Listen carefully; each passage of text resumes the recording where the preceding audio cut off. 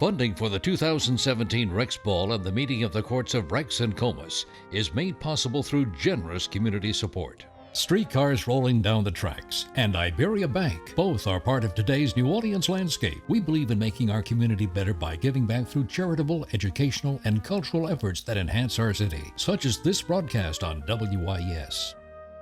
The Gustav Westphal McElhenney Family Foundation supports the renewal of New Orleans and the ongoing process of transforming our city's schools. Rex organization volunteers and the Pro Bono Publico Foundation are helping assure that every child in New Orleans can attend an excellent school. Brennan's Restaurant offers Chef Slade Rushing's modern interpretations of classic Creole cuisine served in Brennan's elegant dining rooms, roost bar, and courtyard. Brennan's, over 70 years in the French Quarter. 417 Royal Street. Fidelity Bank, as New Orleans as king cake, parades, beads, doubloons, and the families that get together to celebrate them all. Serving this community since 1908. Hail Rex, hail Comus, happy Mardi Gras. Support is provided by the law firm of Jones Walker, established in 1937 with offices throughout the U.S., providing a comprehensive range of legal services to a wide range of local, regional, national, and international client base. Online at joneswalker.com. The Rex Ball and the meeting of the courts of Rex and Comus is also brought to you by Riley Foods and French Market Coffee. For over 125 years, French Market Coffee has brought you all the flavor of New Orleans in a cup. We don't just do business here, we live here. We grew up with the Gulf South, and we understand the unique opportunities and rich promise it offers. Whitney Bank is dedicated to helping our clients realize their full potential of their investment in the future of our region. Global Star Satellite Communications, headquartered in Covington, Louisiana, connects the world. Global Star's products include Wi-Fi hotspots, tracking devices, and fixed and mobile phones. Be bold, be efficient. Be heard. Global Star. Christwood, a retirement destination located in St. Tammany Parish, features cottages and apartment homes along with the assurance of quality health care. Personal tours are available. The New Orleans Tourism Marketing Corporation wishes visitors and citizens a happy Mardi Gras and a great year ahead. New Orleans visitor information available at followyournola.com. Support comes from Emmett Dupas, Wealth Management Advisor at Northwestern Mutual, specializing in finding solutions to help companies and their employees reach their financial goals. Adler's, honored to be part of New Orleans traditions since 1898. Support comes from Baker Donaldson, lawyers and advisors proud to serve the business community and support local programming. Schaff McCall, proud to celebrate Carnival and honor the monarchs of Mardi Gras and the tradition of service before self. Poydras Home, independent living, assisted living, and nursing care in the heart of Uptown for 200 years. This program is sponsored in part by a donation honoring the Pro Bono Publico Foundation's work in support of excellent schools for all New Orleans children. Additional support by Bellwether Technology, the law firm of Adams and Reese, Jonathan C. McCall, Mignon Faget, and by Robert Fresh Market.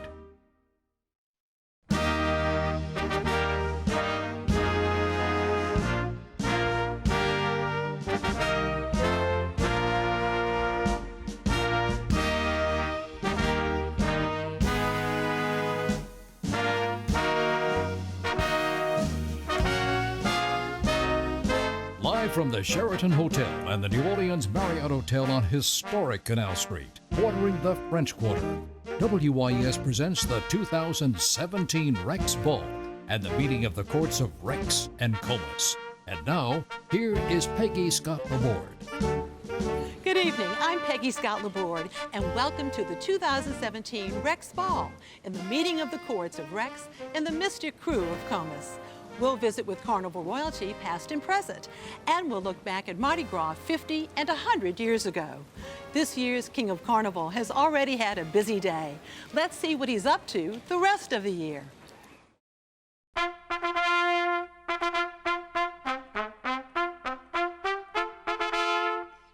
New Orleans pediatrician Stephen W. Hales, whose involvement in the Rex organization is deeply rooted, is truly honored to be the 2017 King of Carnival. Actually, for years, his name was used as a sort of decoy. You know, there are always decoys. Every year there are rumors. I mean, this year I've heard any number of rumors. Happily, most of them haven't been about me.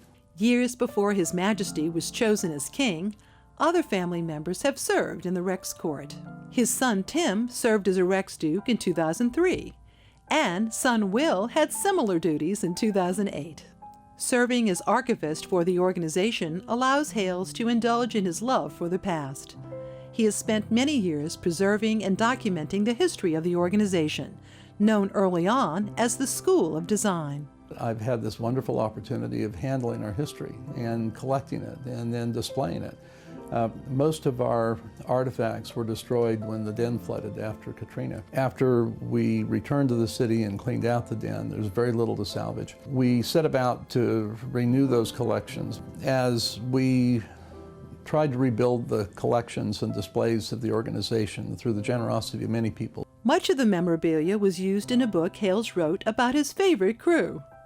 Those images became part of a book project. The book I wrote, titled Rex, An Illustrated History of the School of Design, traces our history in words, but much more importantly in images. And it's a story that deserves to be told. It is the historic anchor of Carnival in this city. And I hope in the last years we've done a better job of that, opening the den to people, displaying our history in a better way.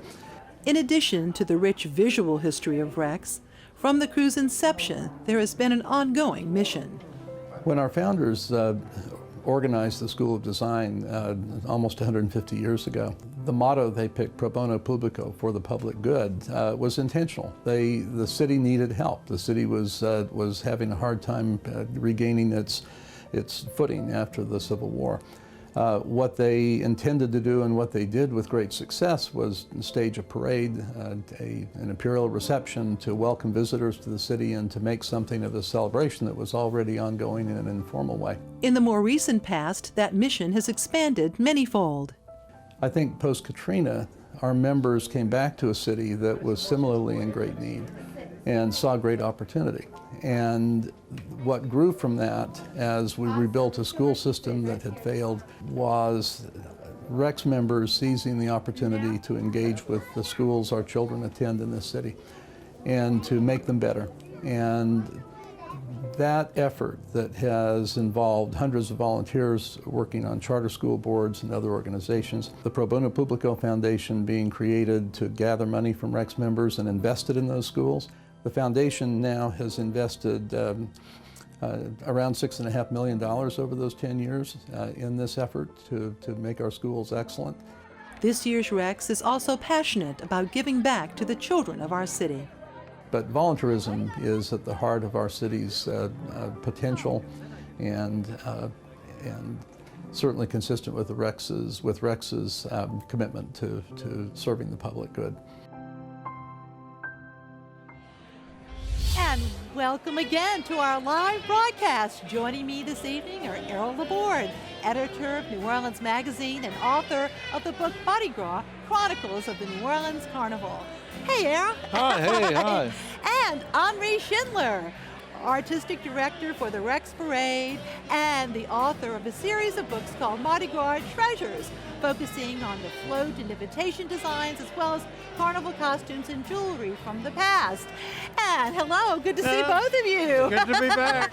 It is, and we know why, don't we? Why? Yeah, I have a quick question here. I'm glad to see Henri here, but usually Stephen Hales has been here. What happened to him? What happened? We don't know. Well, my good friend Stephen Hales, as you know, is Rex. Yes, and I am pinch hitting for him. You're pinch hitting. Well, we're glad. And we also want to thank our friends at Louisiana Public Broadcasting because we are being seen statewide on their LPB3 channel. We're also streaming our broadcast live at WYS.org. You can also view us on WYS's YouTube channel. Well, the Rex certainly had a great day yesterday, kicking off with Lundi Gras, right, Eric? Which you, of course, emceed. At Lundi Gras, Rex arrived. He arrived by train, as he's been wanting to do the last few years, and that was a beautiful sight.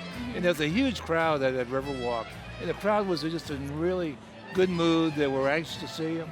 It was just a very, very friendly crowd. And of course, we have to thank the weather. Oh, yeah, yeah. Here we go. And here are the Helders. here is Rex and the captain. Listen to the crowd, just how excited they are. And now here is Rex proclaiming that tomorrow, which is today, should be a day off and a day of abandonment. Well, let's take a listen. And the mayor. These carnival celebrations. To assure the fullest degree of pleasure for all, I do hereby ordain and decree the following. That during the great celebration, all commercial endeavors be suspended throughout the realm, so that pleasure may rule both day and night. The City of New Orleans and the City Council members, with our Council Emeritus, Jackie Brechtel-Clarkson, hereby give to you the key of the city and turn over to you the streets of this city for a glorious and wonderful ride, and I could not be handing this to a more special citizen of the City of New Orleans. Everybody hail Rex! I'm just glad to be here to meet Rex and continue the tradition. Hail Zulu and happy Mardi Gras. And of course, this is the Donna expose. Adonis expose. And this is one of the great moments in Carnival, this countdown, where you have Rex and Zulu and the mayor doing this countdown, 1,000 people doing the countdown. For the fireworks, of course, that happened right behind them. It was a really exciting evening. As we said, the weather definitely cooperated. Also, though, early this morning, Rex and his queen had to get very early for the Royal Run in Audubon Park. A former Rex named Bolton O'Reilly started this tradition where people gather at 7 o'clock on Mardi Gras morning, including the reigning Rex and his queen, and they do a royal run. Bolton O'Reilly, unfortunately, is not with us anymore, but his son has taken on the responsibility. We actually have a reporter there every year, a guy named Justin Winston, who tells us the story. This is the people warming up for the run. This is 7 a.m. in the morning, too. It's pretty early. Okay. Here comes Rex arriving, and they're all given T-shirts, Royal Run T-shirts. There's some of the entourage. That's the Queen. There's Rex. There's a Rex official. So here they are like at 7 o'clock in the morning, and they're already doing the champagne. Imagine it's going to be like, now the king fires the cannon, and the run begins, and you can tell that they're really exhausting themselves on this. And the winner is, every year, the queen has managed to win. Imagine that. Yeah, it doesn't matter who comes out first. The queen is always declared the winner. Well, and just an hour or so later, there was a very special flag ceremony right in front of the Rex Den on Claiborne Avenue. And as usual, there is a tribute to the military. And I understand Terry Ebert, who was retired military Marines, who used to be the head of Homeland Security, he actually helped raise the flag there. But it's a really wonderful moment there in terms of Rex before he leaves his den. Here he is. Let's hear him raise. I'm hearing a little bit of the music. Marine Preserve. Terry Ebert, USMC retired. Dennis McDonald right there.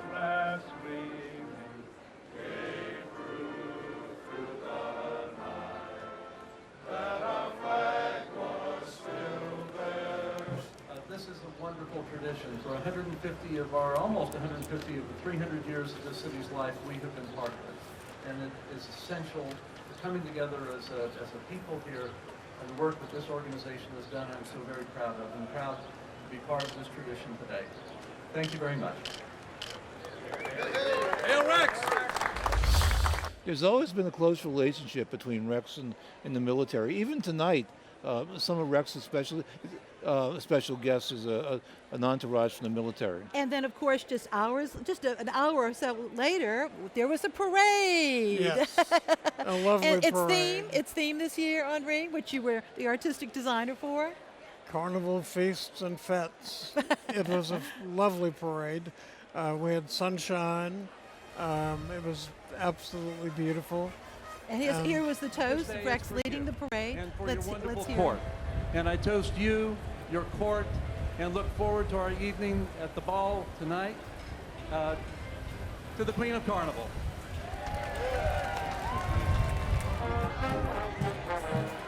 And here we go.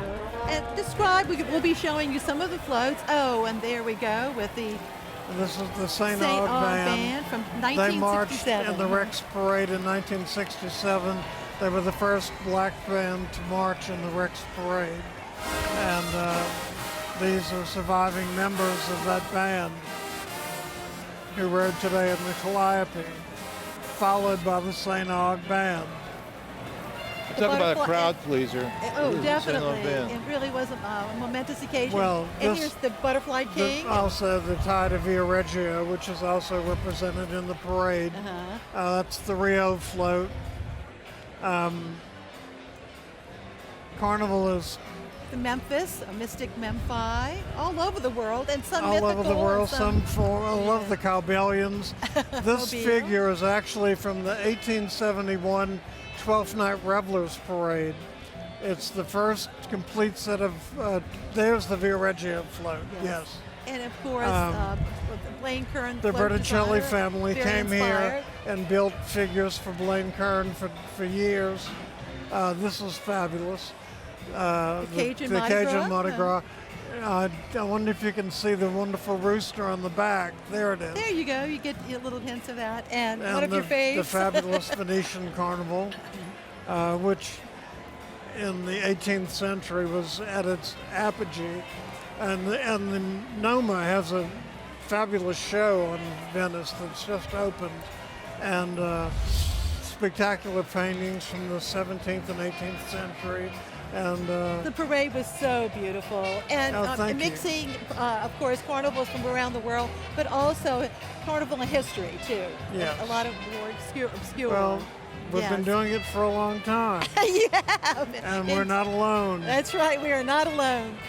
And the 50th anniversary, as we just mentioned, of the St. Augustine High School Marching 100 performing in the Rex Parade is such an historic one. Since the head of the school couldn't attend the ball due to a family commitment tonight, I get a chance to interview him earlier this week concerning this historic time.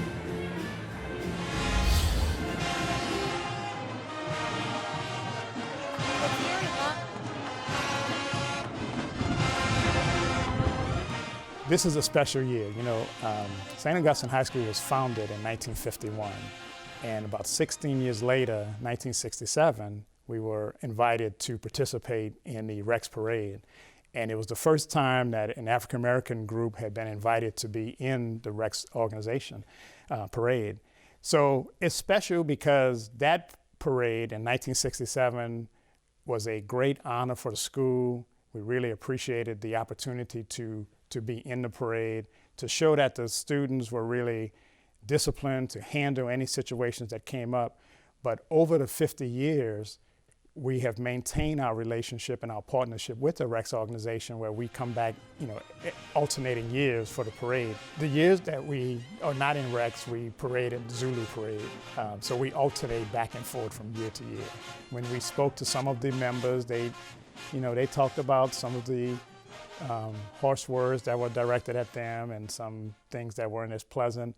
But they also remember that there are many people of all races who were really proud to see that band in the parade. So you know, time heals wounds, and I think the members who paraded, as well as all of the alums from the school, are really just proud of that accomplishment. We were quite excited and thoroughly prepared.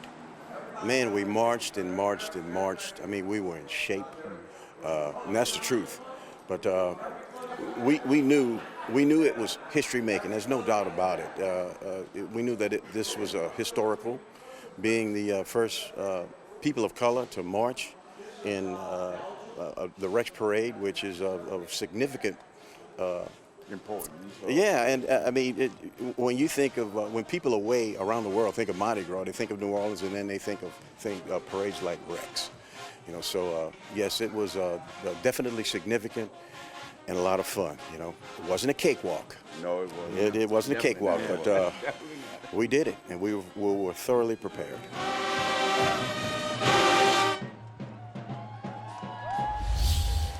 And actually today in the parade, the band alums threw a very special cup commemorating the event too. You know, and let me just mention there's so much demand for the band that now they alternate every other year. They'll do Zulu one year and then Rex another year. Yes. Going back and forth. Yeah, absolutely. You know, for such an historic event, it is only fitting that we include a few historical questions. to test your knowledge of Carnival history. We'll have 3 questions for tonight's broadcast with some wonderful prizes to viewers who submit all 3 correct answers. And here are our prizes in the first question. Our Carnival quiz prizes include a one-night stay for 2 at the Inn at Homus House, which includes guided tours of the mansion, and a plantation breakfast for 2. Total value $350, along with $200 towards a fine dining experience at Latil's Landing Restaurant. Both the Inn and Latil's Landing Restaurant are located on the grounds of Homus House Plantation and Gardens in Burnside, Louisiana. A 2017 Rex Proclamation. Created by New Orleans artist Cleland Powell, the illustration is inspired by the Rex Parade theme, Carnival Fetes and Feasts, from a global view, courtesy of the School of Design. A 2017 Parade Bulletin, depicting this year's Rex Parade with its theme, Carnival Fetes and Feasts, illustrated by Manuel Ponce. A copy of the book, Mardi Gras, Chronicles of the New Orleans Carnival by Errol Laborde, and Mardi Gras Moments by Judy Batoni and me, Peggy Scott Laborde, both published by Pelican. We also have 2 sets of 4 companion postcard books of the Treasures of Carnival series. These images are from Henri Schindler's books, which depict the talent of artisans who have worked during what is considered the golden age of Carnival. Each book contains 30 pull-out color postcards, also courtesy of Pelican, and a DVD of tonight's program. And now our first Carnival quiz question. What word did Comus contribute to the vernacular of Mardi Gras? We'll tell you where to send your answers later in our broadcast. And we are less than 10 minutes away from the start of the ball, including a performance by the Marine Corps Band New Orleans. But now we want to show you this year's Rex memorabilia. First up, the invitation. And that, I understand, was designed by Matthew Hales, yes. Sort of harkening back to the Matt golden Hales, age. but also works with his father. It's a fabulously elaborate die cut, and the way it's arranged was that when it's closed, your admit card with your name is at the very center of the circle. Oh, clever, clever. It's a really beautiful invitation.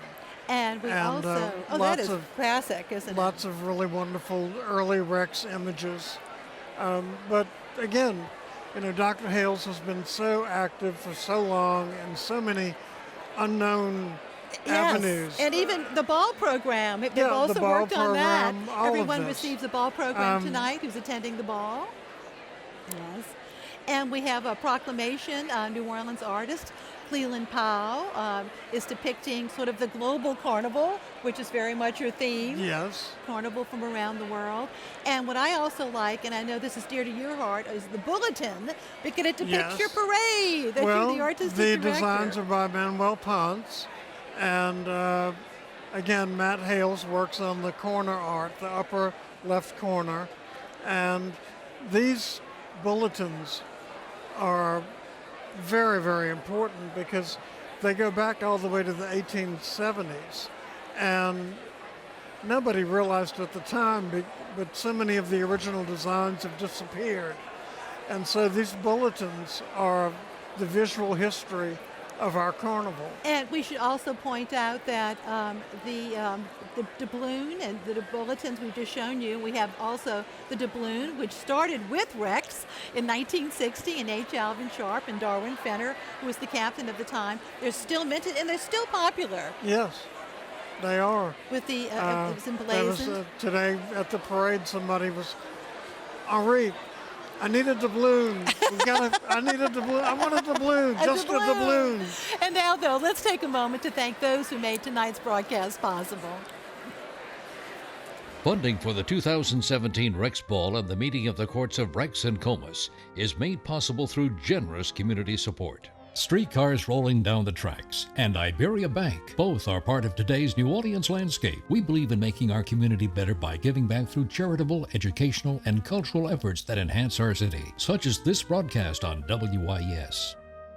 The Gustav Westphal McElhenney Family Foundation supports the renewal of New Orleans and the ongoing process of transforming our city's schools. Rex organization volunteers and the Pro Bono Publico Foundation are helping assure that every child in New Orleans can attend an excellent school. Brennan's Restaurant offers Chef Slade Rushing's modern interpretations of classic Creole cuisine served in Brennan's elegant dining rooms, roost bar, and courtyard. Brennan's, over 70 years in the French Quarter, 417 Royal Street.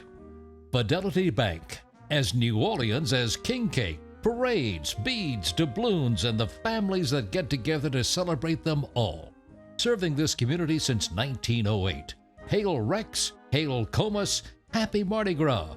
Support is provided by the law firm of Jones Walker, established in 1937 with offices throughout the U.S., providing a comprehensive range of legal services to a wide range of local, regional, national, and international client base. Online at joneswalker.com.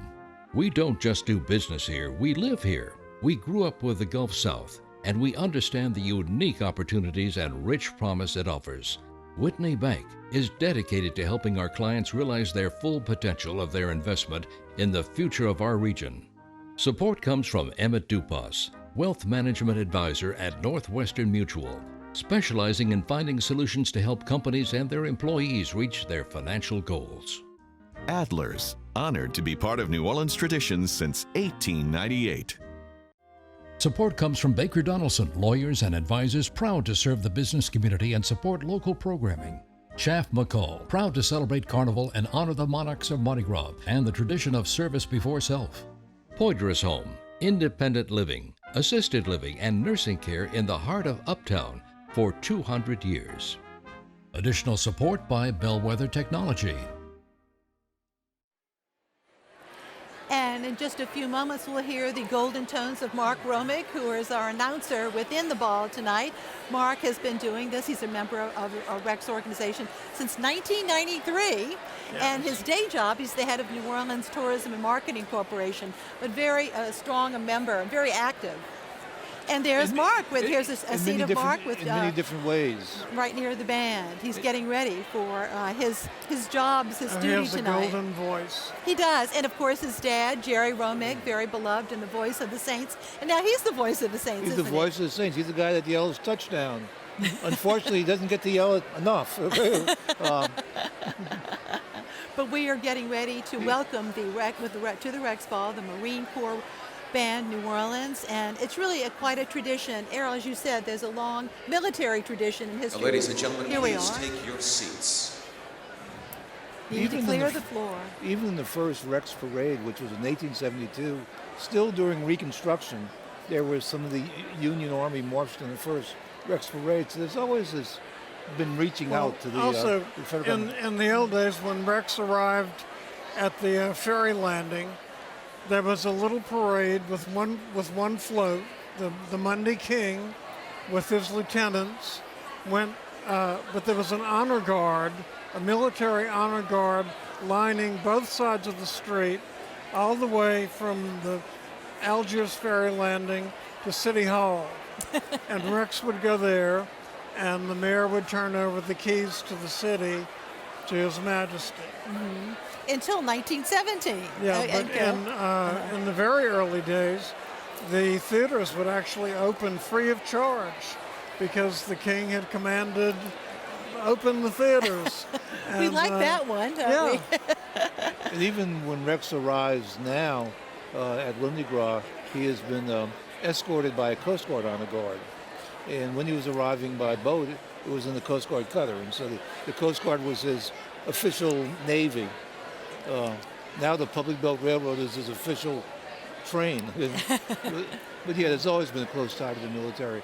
Yeah. If you think about it, going back in 1872, I think it shows that the Rex people were really trying to be sort of like a progressive force at the time. Let's heal the wounds, mm-hmm. From the Civil War, and let's get back into being part of this nation. Absolutely, absolutely.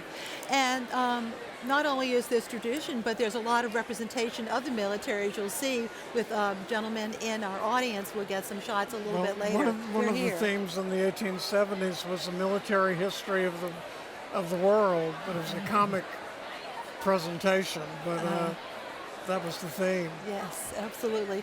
And they're still getting ready to clear the dance floor and get ready for the arrival of the Marine Corps band.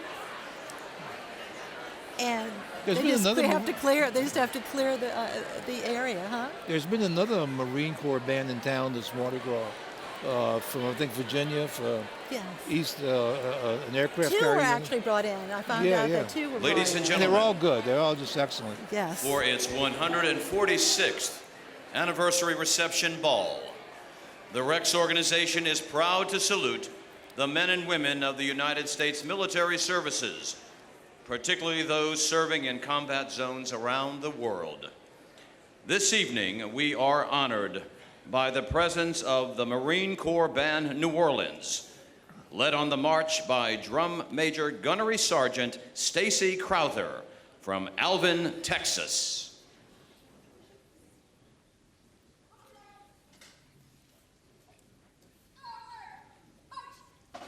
Established in 1978, the Marine Corps Band New Orleans is comprised of 51 active duty men and women who represent the command of the Marine Forces Reserve in their home city, New Orleans. They travel throughout the United States each year, performing for millions of people, supporting military ceremonies, as well as hundreds of public events in support of Marine Corps recruiting command efforts and the National Community Relations Committee. And annually in New Orleans, as well as around the country, they have the annual Santa Meets Sousa concert benefiting Toys for Tots, many balls and parades this season, but also one of my favorites, the July 3rd concert in City Park. Well, I arrived here early and they were rehearsing. Oh, really? And it was something. Now taking his position is the officer in charge and principal conductor, Chief Warrant Officer 4, Michael J. Smith from Harvey, Louisiana.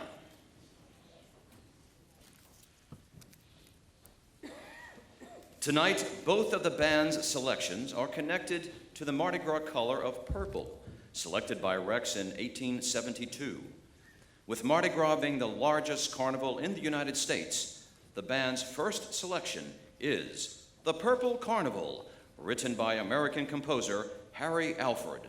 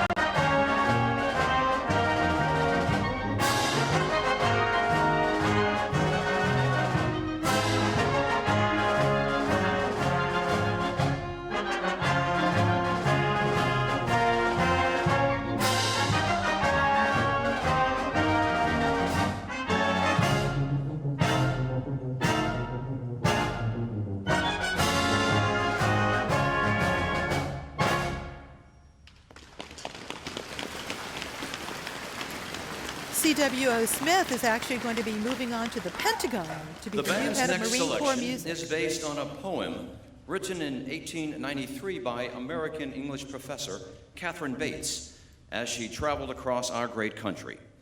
When she reached the top of Pikes Peak and looked back across her journey, she was incredibly moved by what she saw. The beautiful spacious skies, the amber waves of grain, and purple mountains' majesties. In awe of this vision before her, Miss Bates was inspired to write the words that would eventually become the immortal America the Beautiful.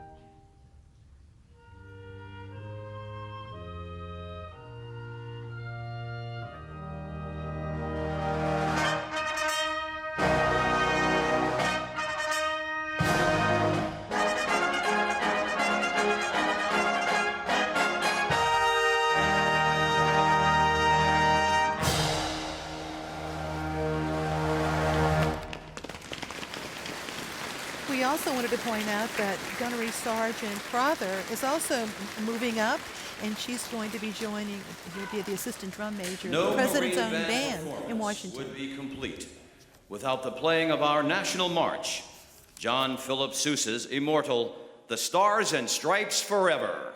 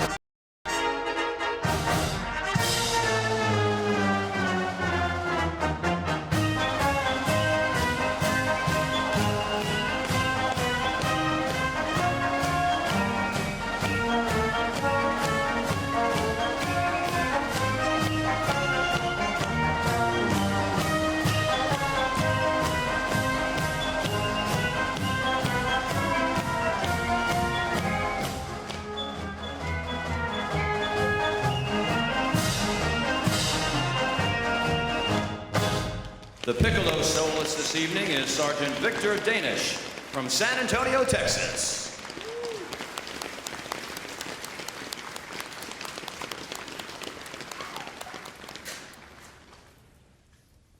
All present, please rise for the presentation of colors and join in the singing of our national anthem.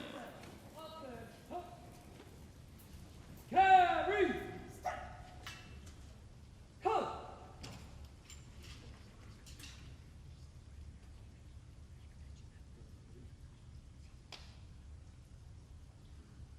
Ready!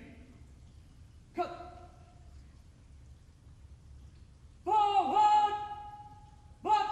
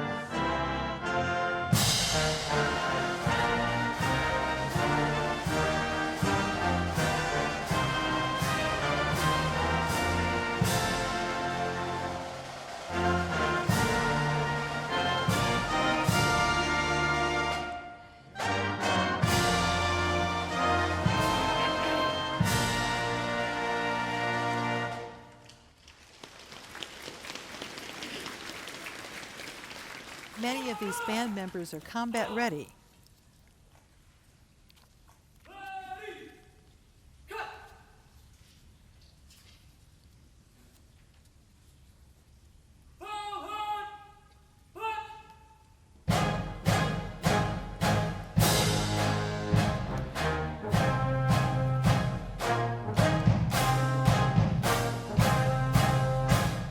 Thank you, ladies and gentlemen. Please be seated. The band's final selection is the Armed Forces Medley in honor of all military members who have served this great nation. If you have ever served, are currently serving, or are the family member of a current or former service member, we ask that you please stand and be recognized when you hear your service song being played. Several members of the current ensemble have served in Iraq and Afghanistan and in Desert Shield and Desert Storm.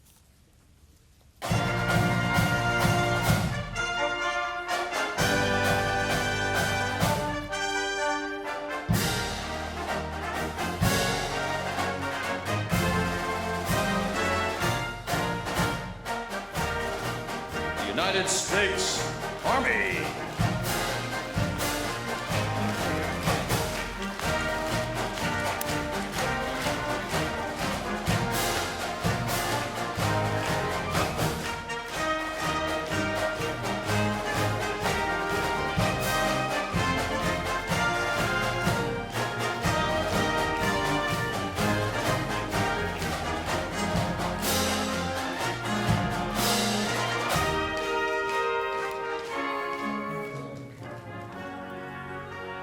United States Navy.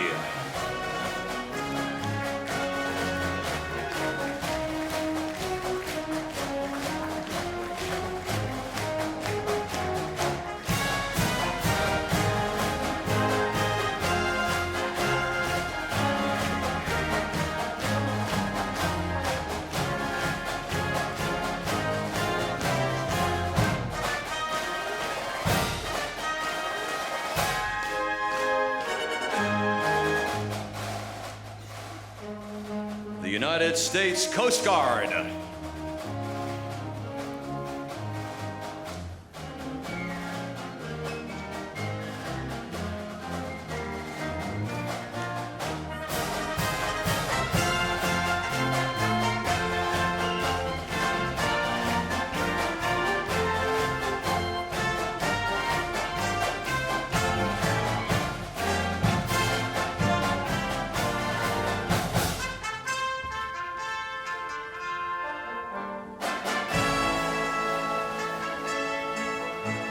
United States Air Force.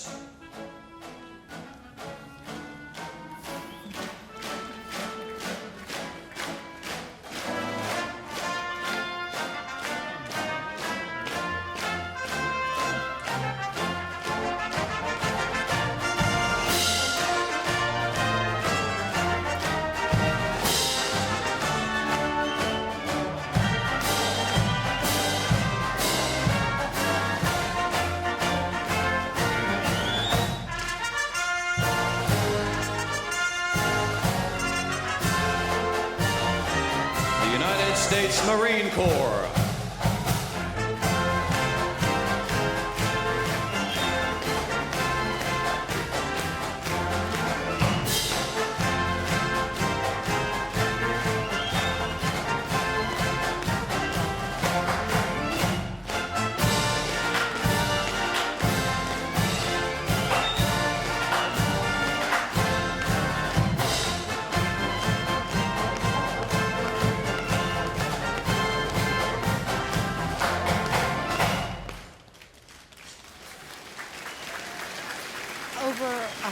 The Rex organization asks that you join together in a warm round of applause for the members of the Marine Corps Band, New Orleans.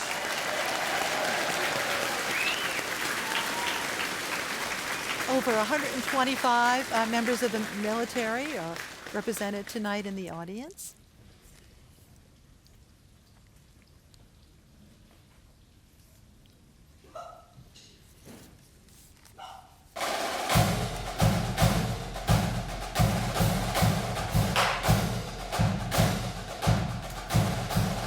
Like almost every parade we attended, the Marine Corps Band was there, wasn't it? Very active this season, with there's no the local better band and two others coming in. There's no better band than Mardi Gras with the musicianship and the precision.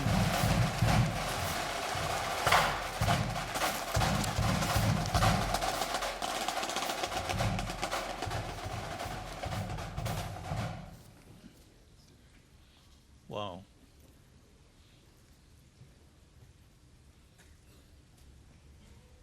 One of the real highlights of the ball, and the ball is about to begin with the whistle and some royal trumpeters, as well as lieutenants. Rex lieutenants lined up, carnival colors.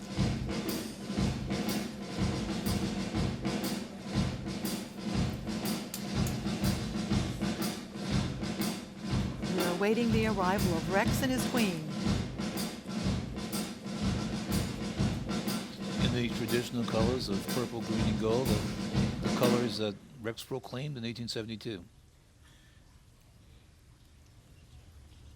And here we have Ben Toman and Dr. Todd Engelhardt, who are our trumpeters tonight. Ben is with the Jimmy Maxwell Orchestra, and he was on His Majesty's bandwagon today. He led the orchestra in the bandwagon today. And Dr. Engelhardt is actually a thoracic and cardiac surgeon at East Jefferson Hospital. And that fanfare right there is the March of the Toys from Babes in Toyland. And you'll notice the three plumes on the banner. Comus. Yes, indeed. They were also at Mardi Gras last night, announcing the arrival of Rex.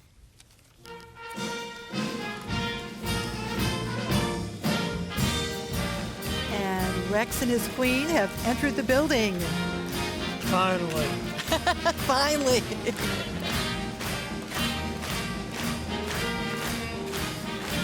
Dr. Stephen Hales, Stephen Wilson Hales, and Anna Eugenie Eugene. Dr. Hales, huh? What a fantastic gown. Absolutely, and we'll talk about that gown a little later. But Dr. Hales is the founder and senior associate of Hales Pediatrics and has been practicing pediatrics in New Orleans since 1975. He actually came to the city to serve as acting chief of pediatrics at the New Orleans Public Health Hospital. That's what brought him here, and we're sure glad he stayed. And Anna Eugenie Yuji is the daughter of Mr. and Mrs. James Middleton Yuji, and she is attending the College of Charleston and focusing on arts and humanities and majoring in arts management, but very involved with a lot of civic activities as well. And they make a magnificent couple, don't they, Henri? Yes. We see What a Hales. great Rex. Yes. Long overdue. And for many years, people thought that Rex would be Stephen Hales. Well, I don't know if they thought he would be, but they thought he should be. He should be, A lot yes. of people were thinking that for years, that he should be, just because he was so well known. He would personally deny it. He didn't think, he doesn't fit the model of the old New Orleans family. He's someone that came into New Orleans, got very, very involved in the community, proved himself, and now he's Rex. Dr. Hales, of course, has been involved in so many organizations, including the Louisiana Philharmonic Orchestra, but his special focus has been on children and very much a part of making the schools in New Orleans better since Katrina, and also raising funds for this, and being extremely directly active, but helping to raise funds for the Pro Bono Publico Foundation, which has really supported charter schools. He's escorted King Milling to the left of the, to our left, who's the former Rex president of the School of Design, very active in wildlife preservation, and Christy Brown to the right, who we saw blowing the whistle a few moments ago. Well, he's been so active in Rex for 15 years. Yes. And not only he's the archivist, but he's so active in the Pro Bono Publico. And they've raised over some $6 million. He's turned the den into a museum. Yes. And actually hosts a number of tours. Everybody from the Friends of the Cabildo to America, Teach for America. The list is long. Yeah. And Ms. Yuji is also involved with lots of volunteerism, including St. Jude Hospital volunteer and the Habitat for Humanity. And this weekend visited Children's Hospital and was very, of course, wonderfully received. And of course, the music is the anthem of Carnival, If Ever I Cease to Love, which also goes back to that first Rex Parade in 1872, proclaimed by Rex to be the anthem. And we're also about to welcome our maids in the court of 2017 Rex organization here. And they're on the royal throne, magnificently appointed.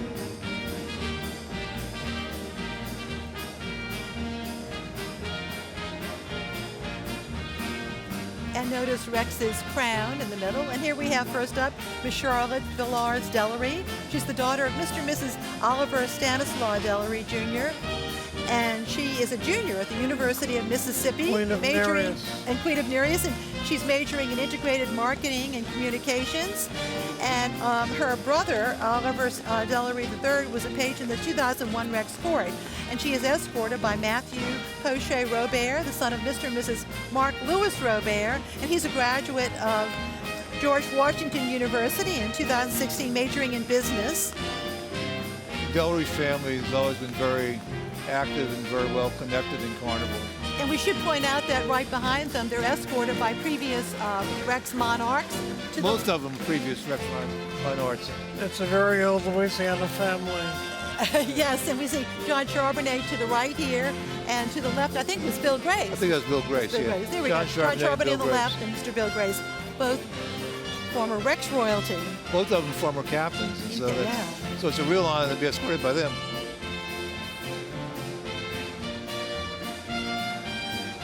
And next up is Reagan Nicole Hairston. She's the daughter of Mr. and Mrs. John Hairston, and she is a junior at Mississippi State University, majoring in chemical engineering. And her sister, Taylor Nicole Hairston, was presented to the Rex Court in 2013. And she is escorted by her Rex Duke, Bristol Favreau Bell, the son of Mr. and Mrs. Michael John Bell.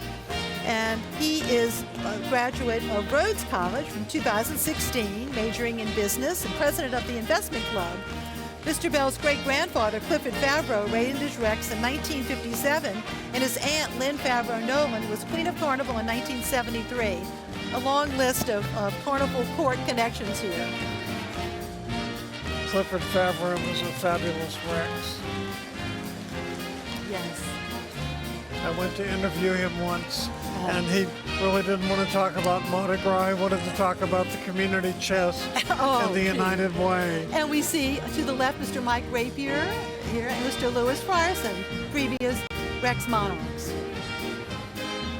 Mike Rapier is known in the Rex organization as one of the real humorists. No matter what other titles he has, he's known for his And next humor. up is Catherine Stafford Winsberg. She's the daughter of Mr. and Mrs. Michael J. Winsberg. She's a junior at the College of Charleston. Another College of Charleston attendee here. And her great aunt, Betsy Harston, was a maid in the Rex Court in 1958.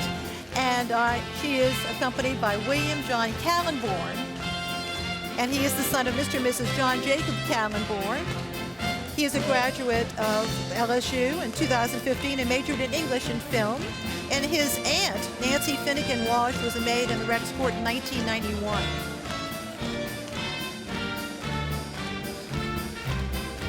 And you'll notice the very attractive pin on their sash that indicates that they are a maid. That's a beautiful pin, isn't it, on the sash? And let's see, we have here Mr. John Kerner, former Rex.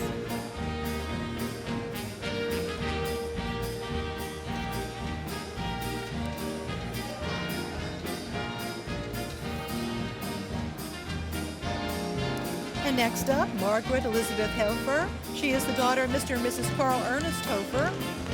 She's a junior at Vanderbilt University, majoring in human and organizational development, and her great-great-uncle, Rubes Tipton, served as Rex in 1936. She's accompanied by William Kirchhoff Kelleher, the son of Mr. and Mrs. Albert Clark Kelleher, and Mrs. Muriel Kirchhoff Duggins. And he is a graduate of the University of Georgia in 2016, majoring in real estate from the Terry School of Business. And his great-great-grandfather, John Clark, reigned as Rex in 1920.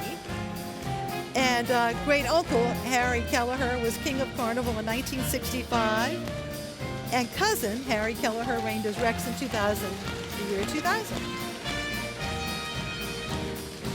And we see to the left Mr. Jack Laborde and Hunter Pearson to the right. Once again, former Rex monarchs.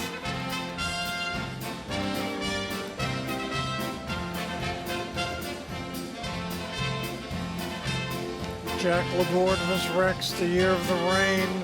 Oh, yes.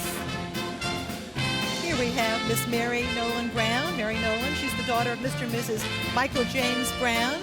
Miss Brown's a junior at Southern Methodist University, majoring in biology and with a minor in French. She was also Queen of Oberon last Monday night. She has been a busy young lady. Yeah. And she's accompanied by Clark Mayo Baruch Jr., the son of Mr. and Mrs. Clark Mayo Baruch.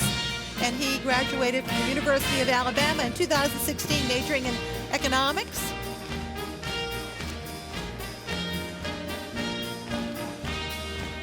You mentioned Oberon. The Elves of Oberon were the first organization to stage a carnival ball in a municipal auditorium in 1930 when it opened.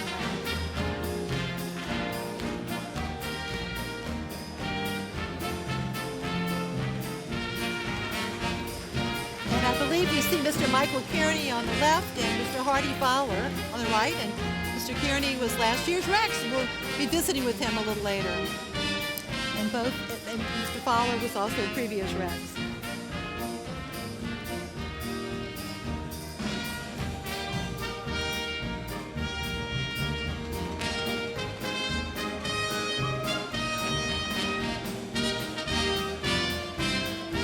And here we have Elizabeth Fenner French. She is the daughter of Mr. Hardy C. French, and Mrs. Rebecca B. Hogue. Ms. French is a junior at Washington and Lee University, majoring in sociology. And her great-great-grandfather, John Shriver, reigned as Rex in 1889. And of course, her grandfather, Dr. Ronald James French, was king of Carnival in 2007. And her grandmother, Flora Fenner French, was queen of Carnival in 1959. And accompanying her is William Wilson Saunders Sharp, the son of Mr. and Mrs. Gavin Saunders Sharp. He graduated from the University of Mississippi in December 2016. And Mr. Sharp's father was a Duke of the Rex Court in 1984.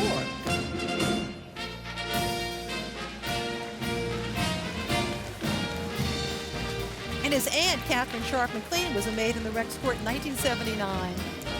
And we see Mr. Oliver Dellery over to the right, left here.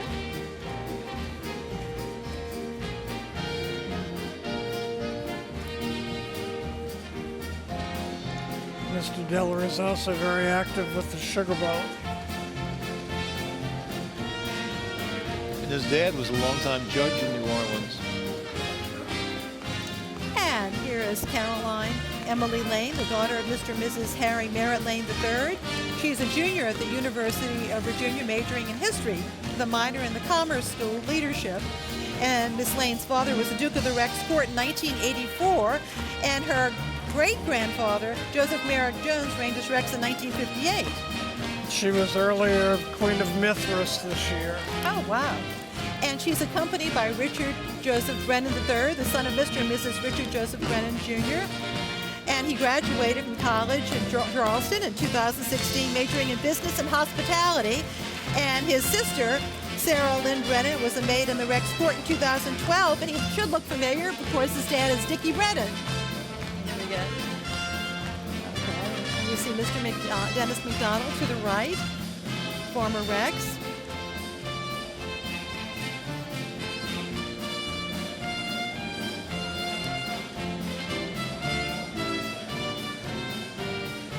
And we have Marcia Madeline Conwell. She is the daughter of Mr. and Mrs. Daniel Oza Conwell IV. She's a junior at Wake Forest University, majoring in communications. And her sister, Catherine Claire Conwell, was presented to the Rex Court in 2015. She's accompanied by Charles Waterhouse Goodyear III, and he is the son of Mr. and Mrs. Charles Waterhouse Goodyear. And he graduated from Yale University in 2016. And he is named Goodyear on the form, of course, and we know that last year his sister was queen. Yes, indeed. That seems like a good name to have. He goes by the name of Charlie. And we see Mr. Poco Sloss and Tommy Westfeld. And Mr. Sloss is actually the head of the ball, and Mr. Westfeld is former Rex. Former Rex, former captain.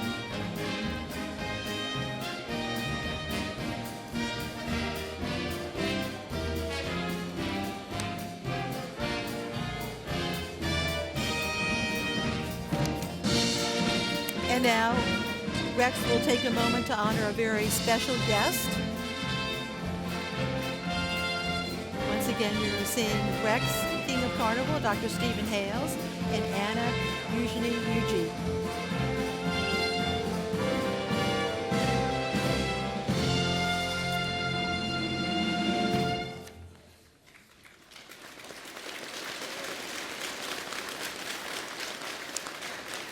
His Majesty Rex sends greetings to Lieutenant General Rex C. McMillan, Commander, Marine Forces Reserve and Marine Forces North.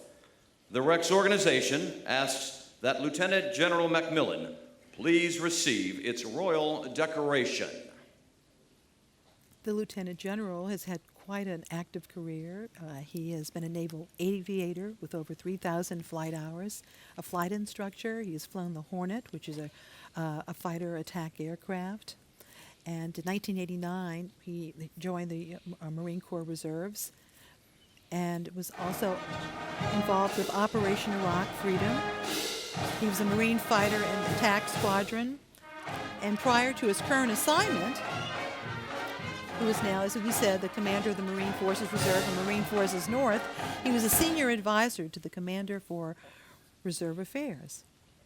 And prior to his returning to active military service, he was a pilot for Delta Airlines.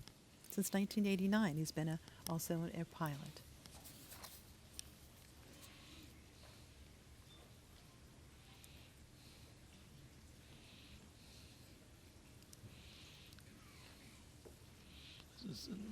That's King Millen in his capacity as president of the School of Design, which is the parent organization of Rex, who's presenting it, and helping him is Christy Brown.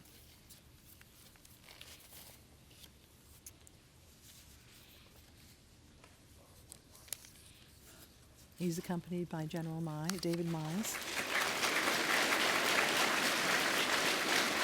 General David Mize has done a lot in New Orleans to help out things, especially in military matters and with trying to develop federal cities. Very Rex important. wishes to royally welcome a select group of debutantes who will now be presented to their majesties.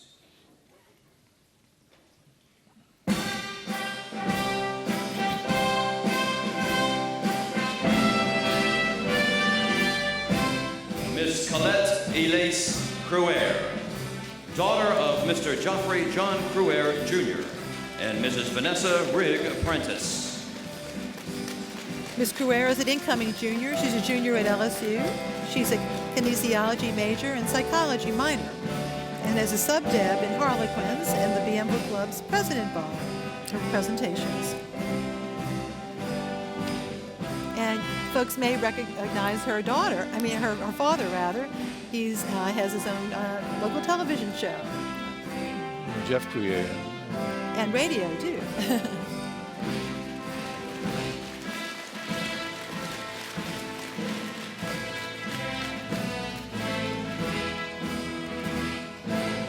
Miss Caroline Chapman Hewitt, daughter of Mr. and Mrs. Robert Stewart Hewitt.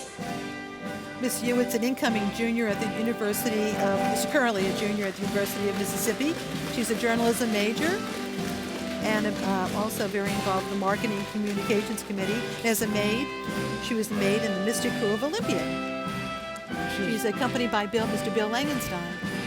His daughter was queen a couple of years ago.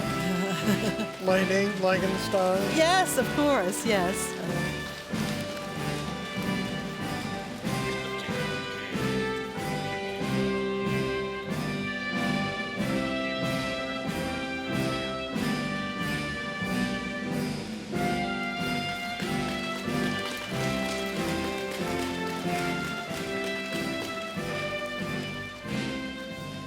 Miss Ellen Lane Horn, daughter of Mr. Darrell Lane Horn and Mrs. Ann Walker Horn. And Ms. Horn is a junior at the University of Tennessee, where she's a finance major and a member of Delta sorority. While attending high school at the Hutchinson School for Girls in Memphis, she performed international mission work in Africa. And she was presented at the Carnival Memphis, representing the 2015 Carnival Court, and also the Queen of Osiris in the Memphis Carnival.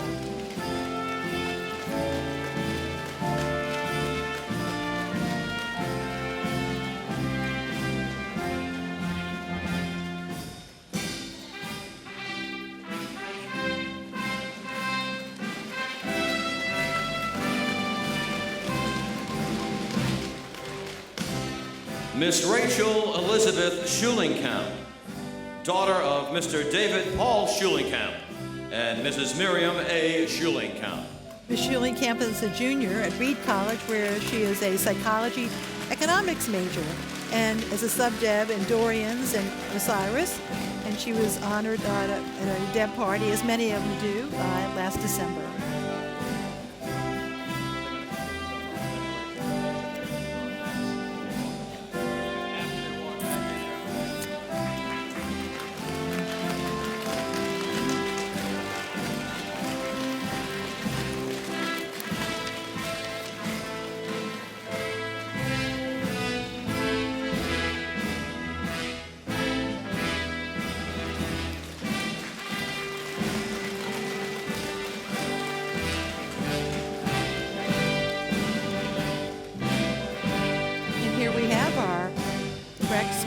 for 2017. And this is a lovely ritual, isn't it? That they receive a And token. it varies in number every year. Sometimes there's only 1 or 2, and other years there are 5 or 6.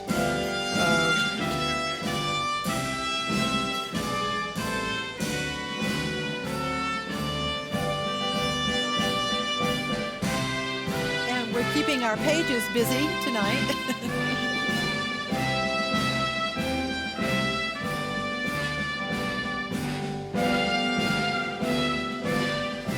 And as you can see, the intricacy of the Deb's jewelry here with the lovely pearls and twine.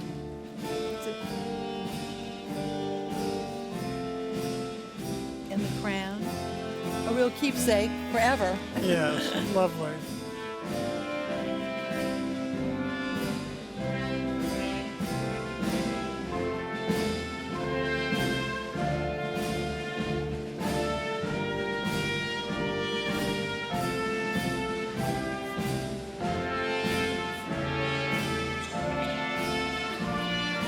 Lots of proud dads there.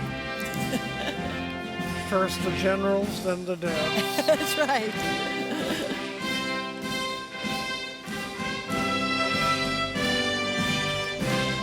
Our Rex Court, the Debs, 2017.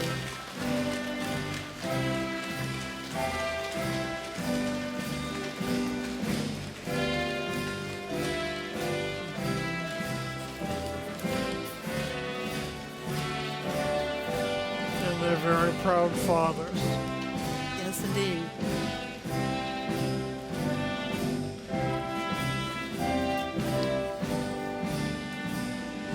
And kudos to Foster Awning for that magnificent canvas. Oh, They yes. worked on that so Well, very hard. they It did. is the pleasure of the Rex organization to present to this year's King and Queen, the Queen of the Carnival of 1967, Suzanne Dupuy Phelps. Good Lord, it's hard to believe it's been 50 years. And that she is such an amazing lady, very involved with her community. She's also the co-founder of the Stewart Hall School. She has 3 children and 2 grandsons, and the 2 grandsons are currently attending Stewart Hall. Well, and her father was Dr. Homer Dupuy. Rex, 1963. Right. We'll be talking to her a little bit later, and we'll be asking her about those memories of that special day, too. Hard to believe 50 years, yeah. Well, Dr. Dupuy was such a marvelous Rex, and he was one of the few who was a page, a duke, and the king.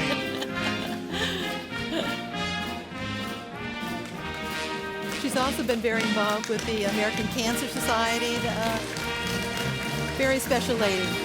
We've actually done some research on the Mardi Gras of 67, which started off as a cold, rainy day, but the sun broke out when Rex came out. And so there was a bright spot during that time.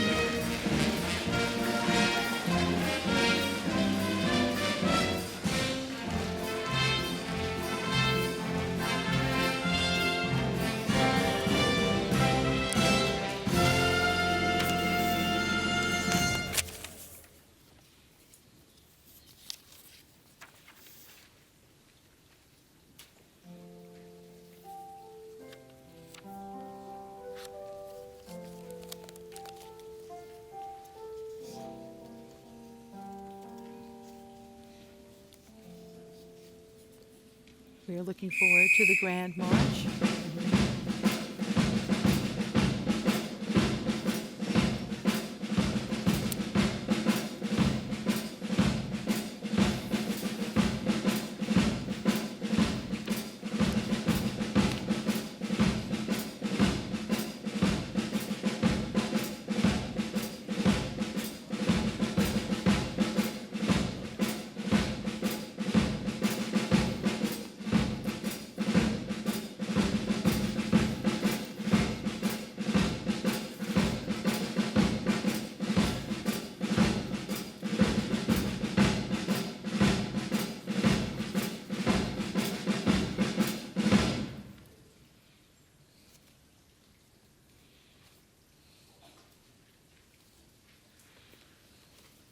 Ladies and gentlemen, this grand march and the first dance that follows are reserved exclusively for members of the Rex organization.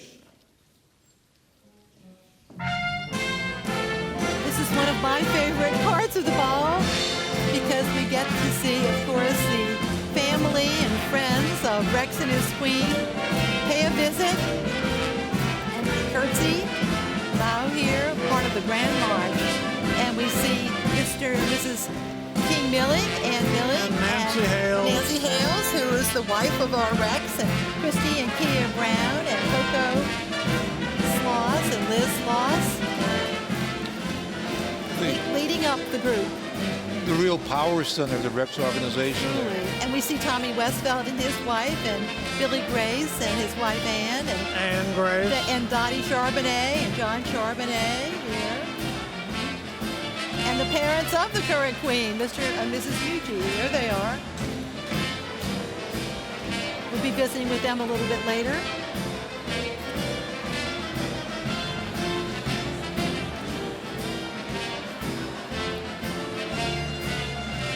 And we see the Duncans. There we go. And the Langensteins. The Langensteins, yes. And the Kaisers, there's Elise right in the center. Elise and Kevin. Mr. Ham, they do Mr. marvelous work for Rex as well.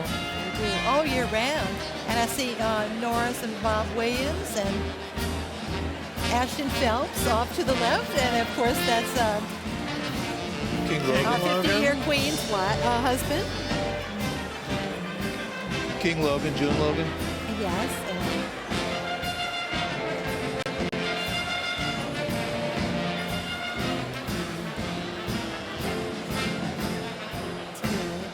And King Logan, of course, is also very involved with the group. All the way to the right, I see Mr. Neil Coy. And the other Duncans are the twins.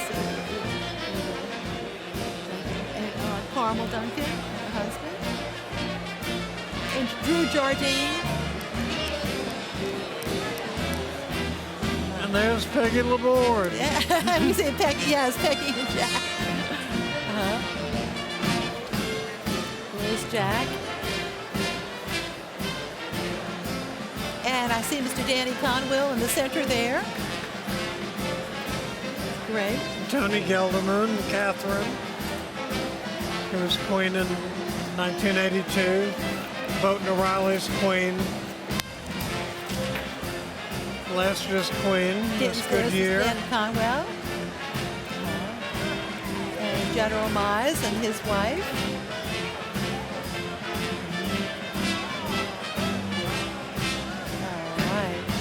Charles Teamer, longtime Rex member.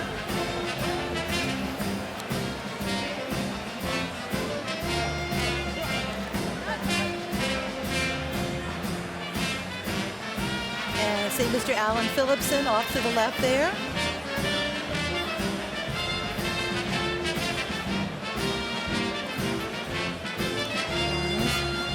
Alan Phillipson.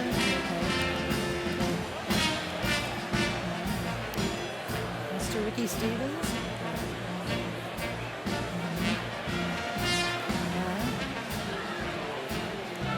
The Pearsons. Right, of course. Okay, and then Benjamin.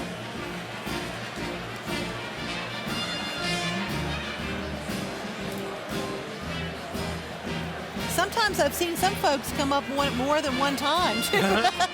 Is that Susu? Susu Kearney, yes. And Mr. and Mrs. John Turner. Susu's been designing the Rex costumes for 40 years. Wow, and she the burgers, does an amazing we see the burgers job. too.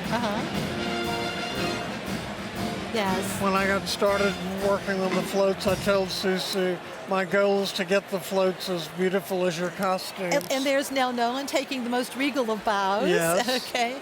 And her husband, Mr. Robert Young. Yeah, Susu's done such a great job. And Dr. French in the center there. And there's Flora. She And was Flora queen in Fenner, 1959. Yes. And her father was the Beautiful great lady. captain, Darwin Fenner.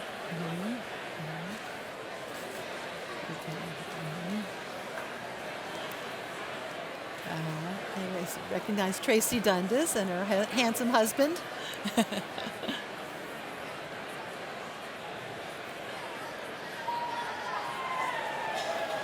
I haven't seen Joni Hartz, and I'm looking for her.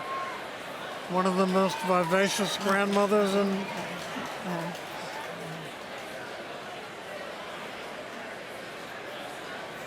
Mary Lou Oshner. It's great to see her.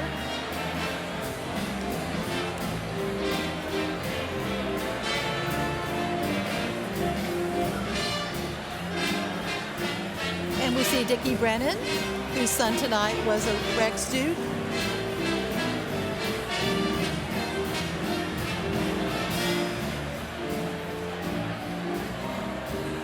And I see Jimmy Gunlock and his wife over sort of center of the screen. Jiggs Morgan. Yes, Jimmy and Susie Gunlock.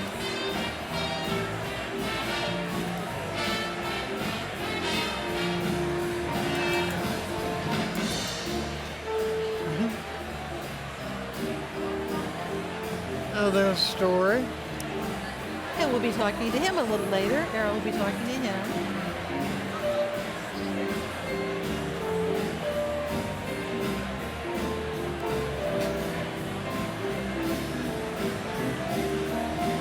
You know, I don't see any particular trend in terms of colors of gowns. It's pretty varied tonight, huh? Yes. Everybody's geared up. So it's Philip and Laura Clavery.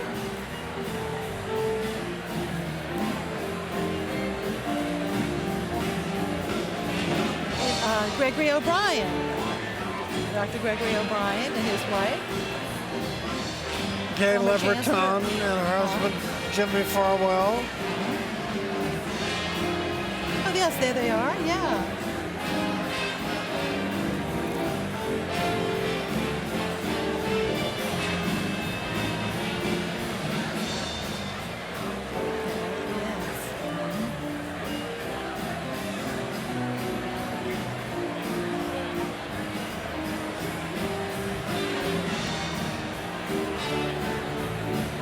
Dr. Oliver Sarger and his wife, who is also a doctor. And the Couriers.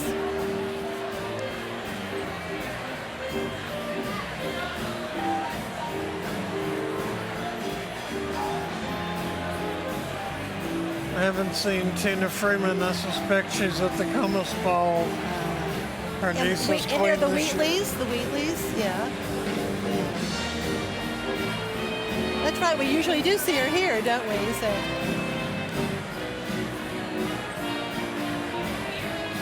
And Arthur and Susan Hardy. Arthur Hardy, I've heard that name. We know Arthur Hardy. We'll be talking to him a little later, too.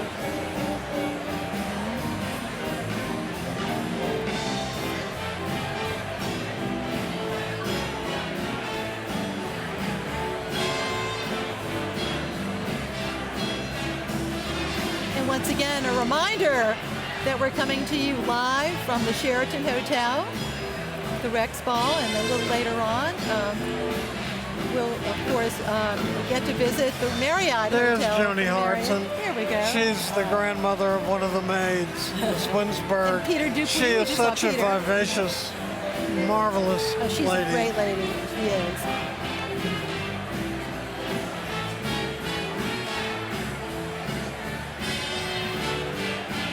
And it's Gary Gamble.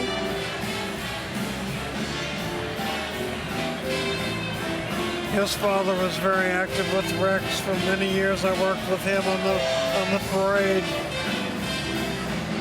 Uh-oh. Almost lost the program there.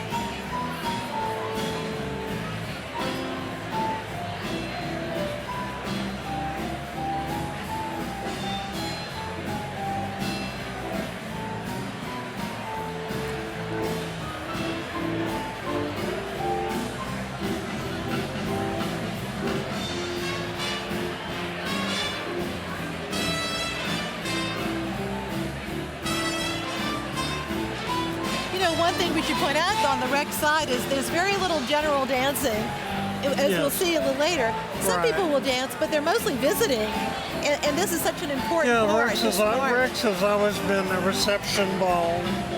Yes, indeed it is. As you can see.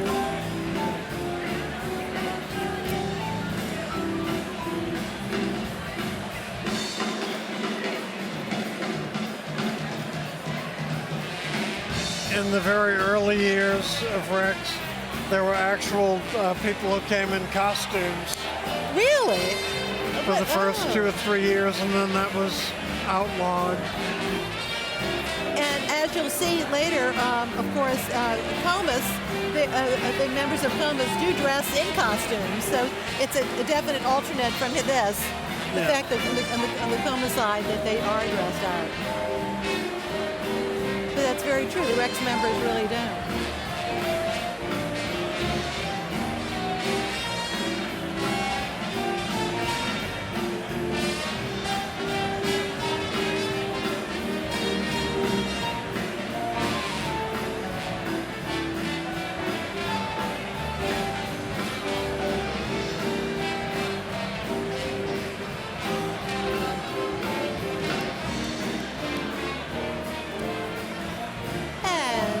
WYES TV is celebrating its 60th anniversary with a very special party.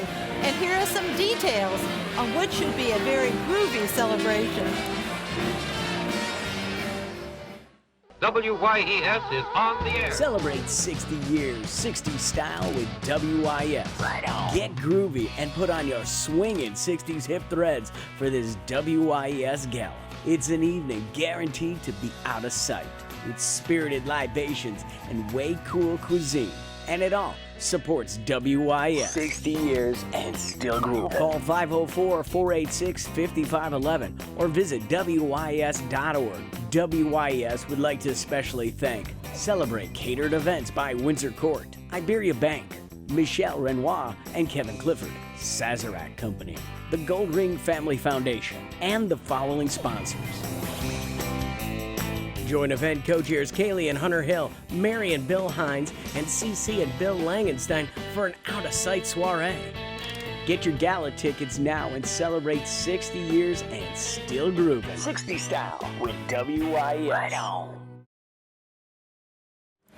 And we're back on the dance floor, and before we introduce you to our very special guest, we'd like you to meet the Pages. Rex and his queen each have their own page, and we're thrilled about the fact that the Pages, here we go, and this is Mr. Thomas Westphal Werner, and he is the son of Mr. and Mrs. John Donaldson Werner, and he is a student at Isidore Newman School, and he's very active in sports. And during Christmas, he was told by his dad giving him a tiny Rex float, and with his face on it, actually. And then we have Mr. Frank Hope McElhenney Dinkins. We'll show you him in just a moment. There he is. And he is the son of Mr. and Mrs. John Hyatt Dinkins. And his, of course, he is a student at Unsworth School in Nashville, Tennessee, and very involved with football and golf. And his grandfather was actually Mr. Paul McElhenney. And I am so thrilled because I have Mr. Blaine Kern Jr. with me.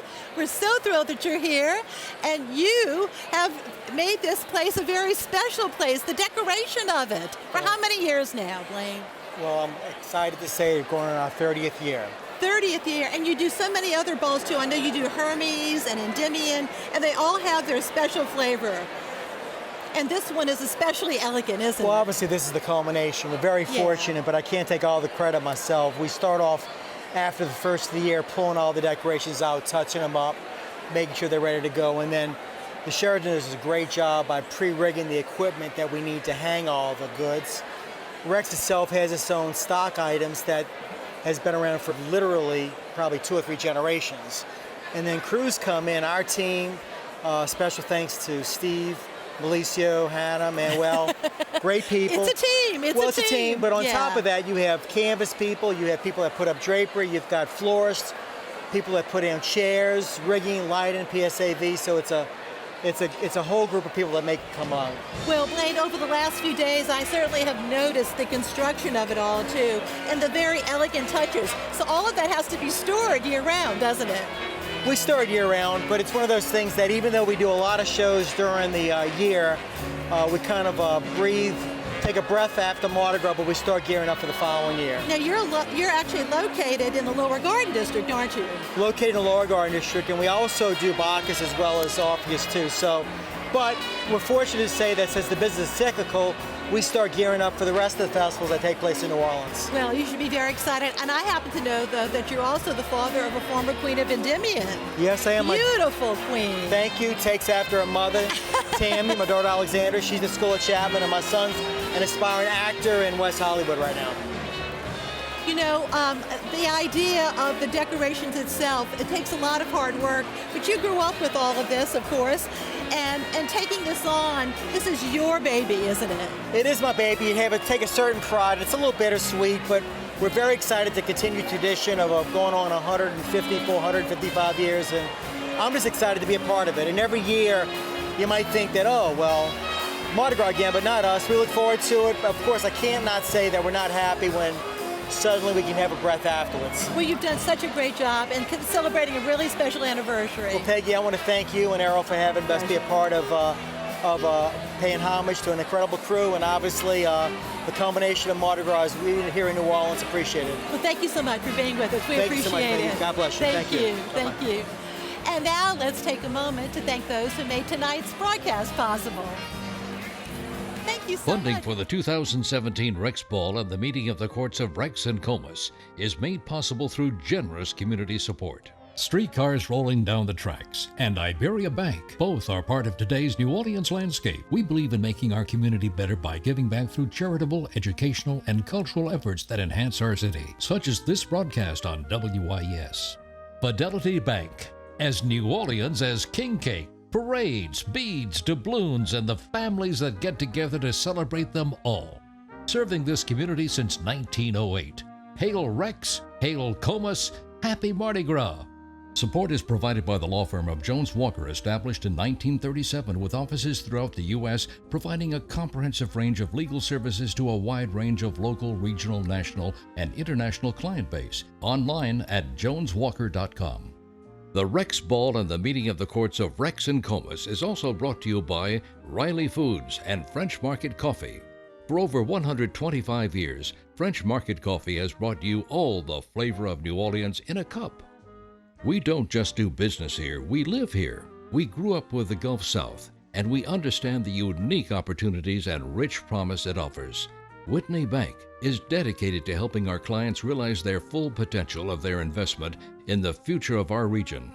Global Star Satellite Communications, headquartered in Covington, Louisiana, connects the world. Global Star's products include Wi-Fi hotspots, tracking devices, and fixed and mobile phones. Be bold, be efficient, be heard. Global Star. Christwood, a retirement destination located in St. Tammany Parish, features cottages and apartment homes along with the assurance of quality health care. Personal tours are available. The New Orleans Tourism Marketing Corporation wishes visitors and citizens a happy Mardi Gras and a great year ahead. New Orleans visitor information available at followyournola.com. Additional funding is provided by the law firm of Adams & Reese, Jonathan C. McCall, Mignon Faget, and by Robert Fresh Market. And we are back on the dance floor, and we're going to be interviewing some very special guests soon. As we mentioned, you'll notice that nobody's dancing, they're visiting. And that's very important tonight, and so many memories and so many members of the organization have been involved with Carnival over the years. As a matter of fact, both queens have been involved, their families have been involved with Carnival for over 5 generations. It's really incredible. And once again, we see our amazing couple here. Dr. Stephen Hales has been such an important part of the community for almost 40 years, and Anna Eugenie, And we're delighted. Her family, too, has been extremely involved. And you know, in addition to pursuing her college studies, this year's Queen of Carnival, Miss Yuji, has a variety of interests, as we'll discover in this interview.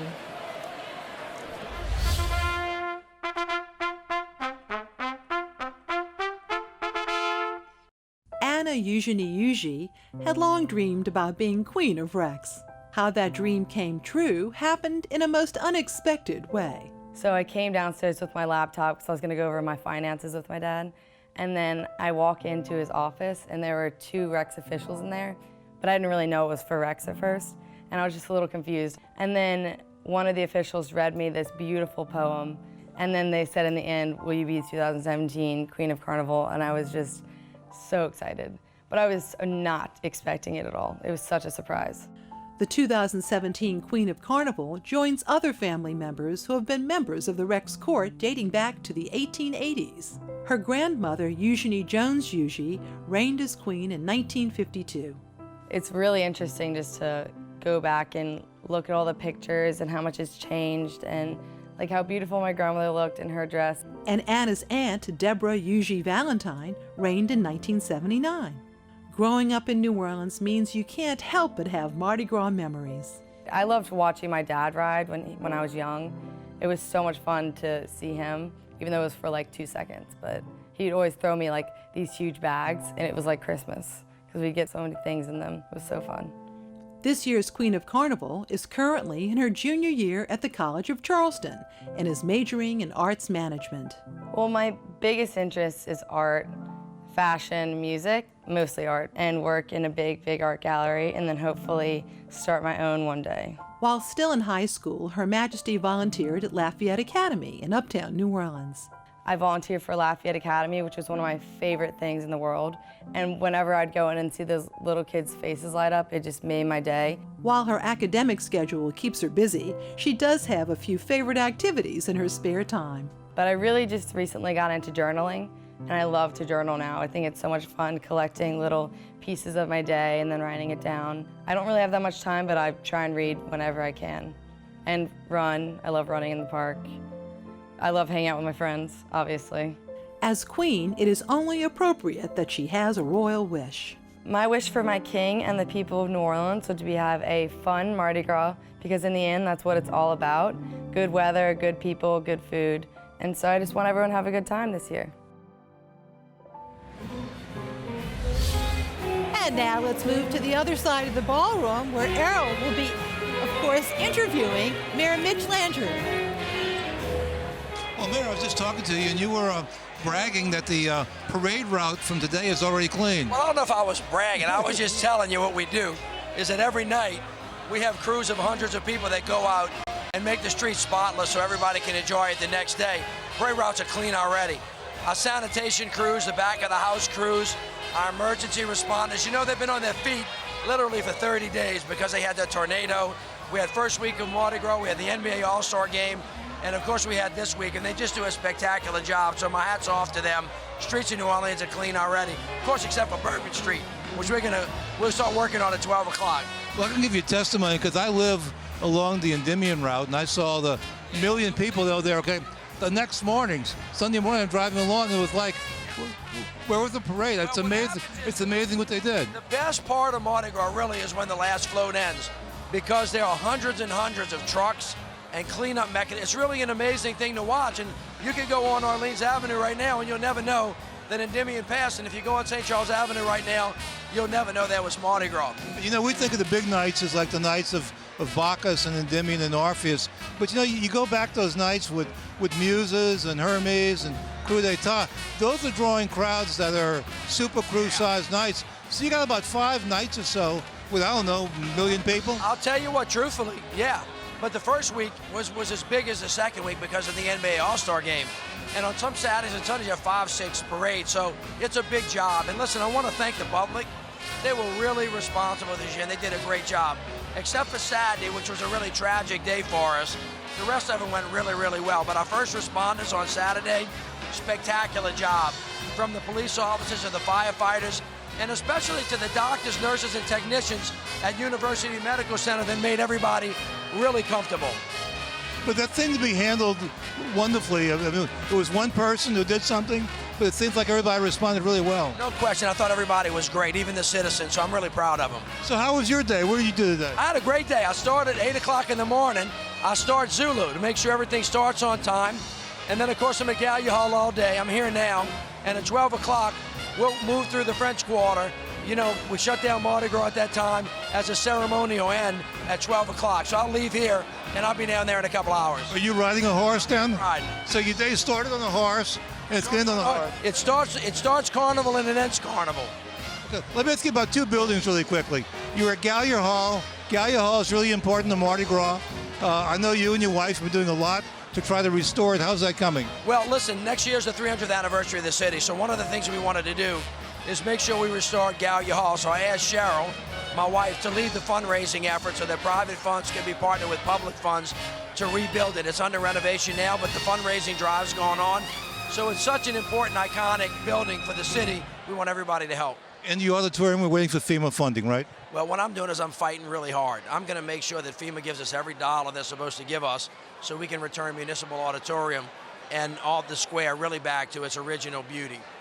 You have one more Mardi Gras as mayor, right? I'm really excited about it. I have 1 year left, and we're gonna spend this year preparing for the 300th anniversary, which we're gonna celebrate next May at this time, and it's gonna be great. And then y'all will be done with me. Thank you very much, Mayor. Thank you, Errol. Nice to see you. And once again, you see the dance floor. And by the way, we should point out that the Jimmy Maxwell Orchestra is playing, as they do every year.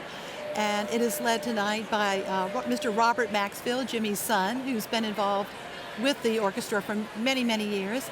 Some of you all, there we go. There's Jimmy and Robert standing up there. And so Jimmy's still very much a part of it. And the Maxwell Orchestra is also going to be on the Comus side, led by Mark Monaster. Some of you all might remember the Renee Luop Orchestra, which is very much a part of Carnival for so many years. Music is such an essential element to Mardi Gras, and tonight at these balls means a lot that we have great music.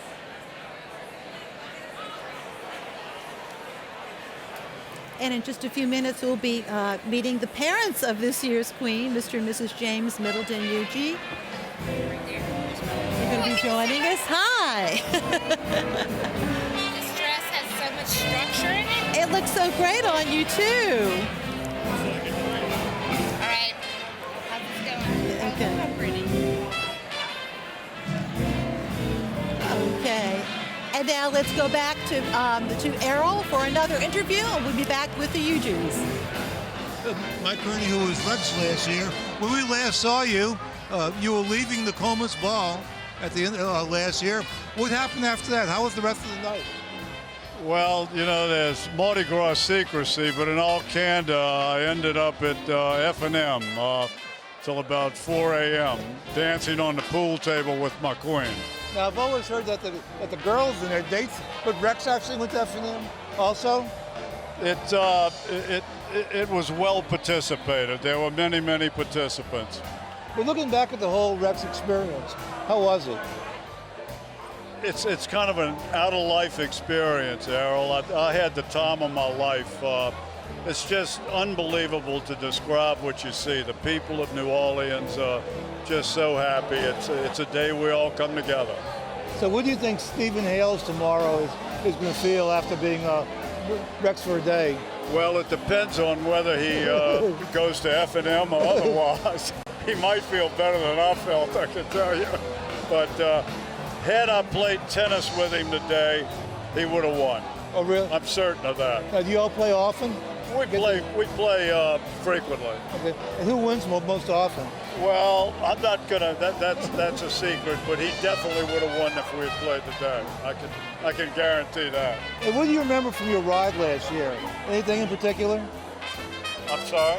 From your ride last year, anything in particular? Well, as I say, it's just the crowd was fantastic, and of course we had good weather for a change. You know, it was. Contrast to today, it was very cold and windy, but still we had a bright sky, and that was welcome. Okay, thank you very much. Thank you, Errol.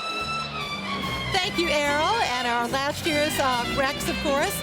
And this year, right now, we have the parents of the Queen of Carnival, Mr. James Middleton Eugene. Welcome, welcome. See you. How did you tell your daughter she would be queen? She was at home on spring break, and we sort of had a fake dinner party, which was really going to be for her. And 2 Rex officials came over, and I asked her to come down and talk about some private matters, and she came down, and there they were, and they read her a poem, and we had a nice dinner party. Okay. Well, it's great to have her perspective, too. Tell me about your dress. You look gorgeous.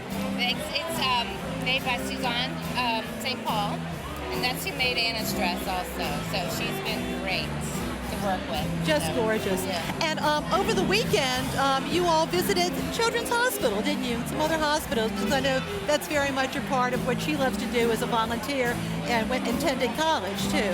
Let's talk about that. How did that go? Well, I mean, you want to head it off? Sweet. Stephanie and her mother had a great idea. Stephanie and her mother had a great idea about giving presents to kids at the hospital, and we pulled this off.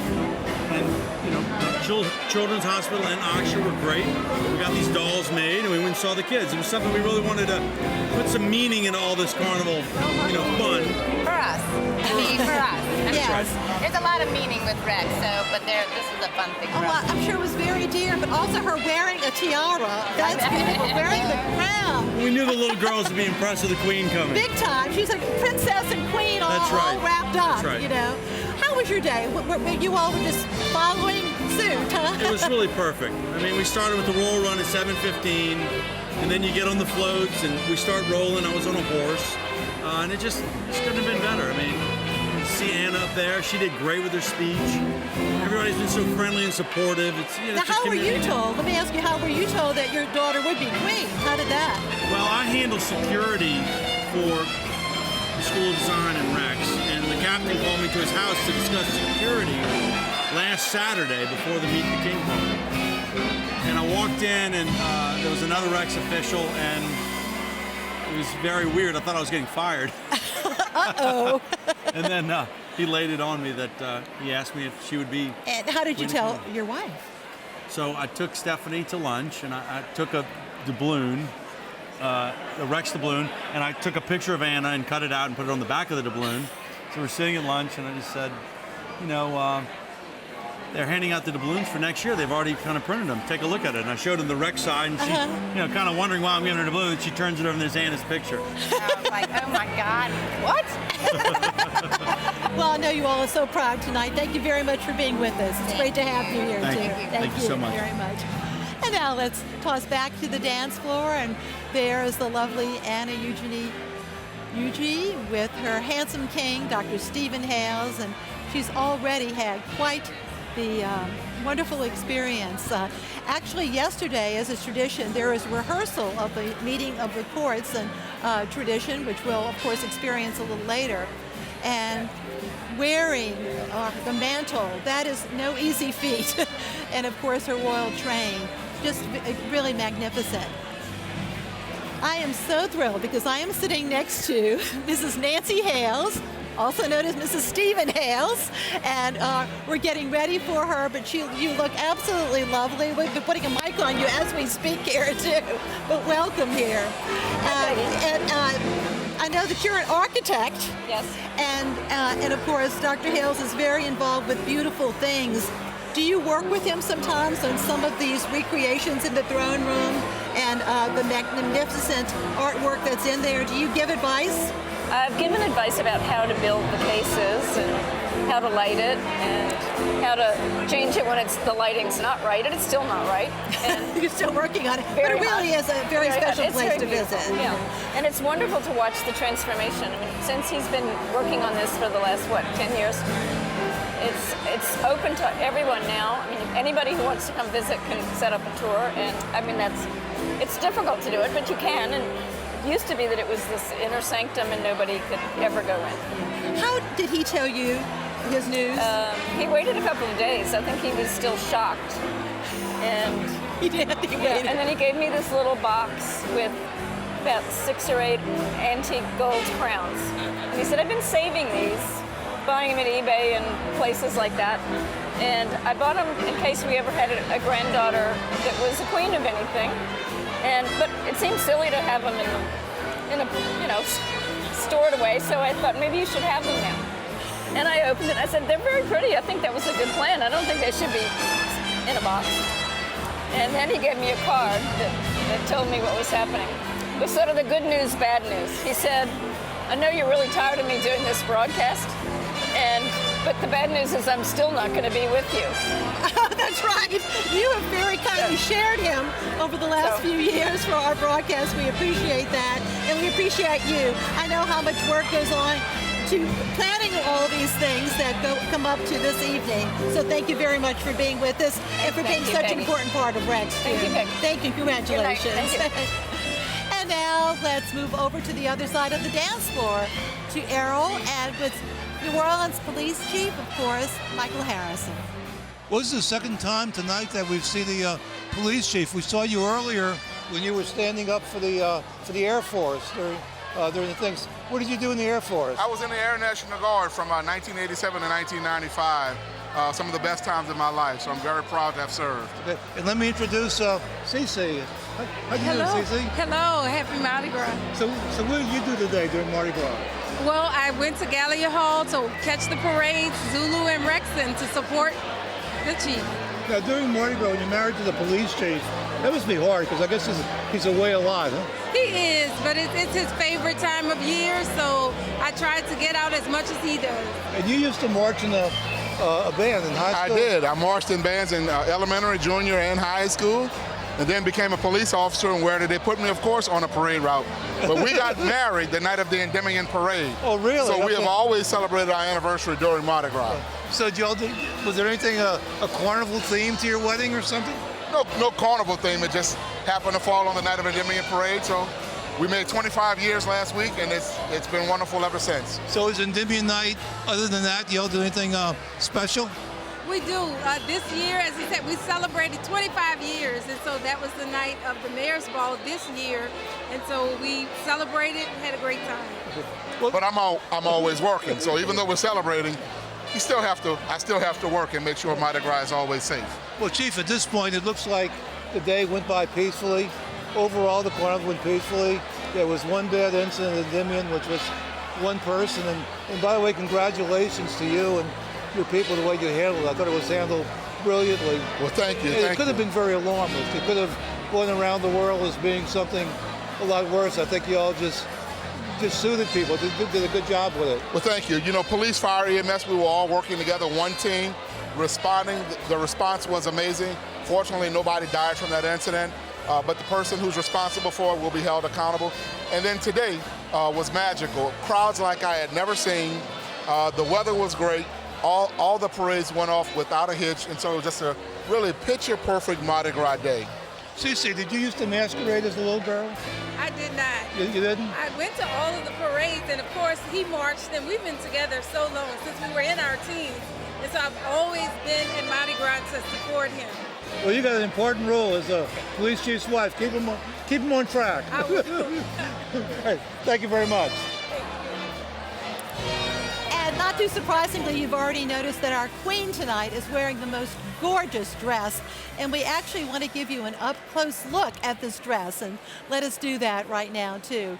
It is amazing. It was designed by Suzanne Perron St. Paul, and it is a trumpet. You see Suzanne working on it there. It is a trumpet-shaped gown highlighted by jewel-encrusted leaves and vining trailing over heavily beaded French solstice lace. Bugle beads, Swarovski crystals, and seed beads define the artfully created pattern of foliage, lending movement and grace to the skirt. The St. Paul design features layers of metallic tulle to add radiance and volume, with intricate cutwork shapes in the neckline and the hem of her sweeping train.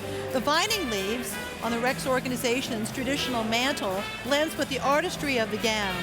The ornate jewelry, crown, and scepter and Medici collar of the organization completes Her Majesty's look. And speaking of Her Majesty, hard to believe, 50 years ago, you first saw her a few minutes ago when she was acknowledged, but we've got her here, Suzanne Dupuis Phelps. And as Henri mentioned, your dad was king of Carnival in 1963. Tell me about some of those memories.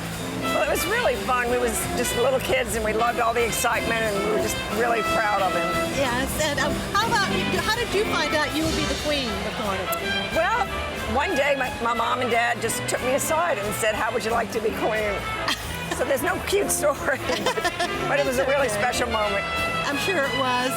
And memories of your dad, the fact that he was so involved with the organization, too.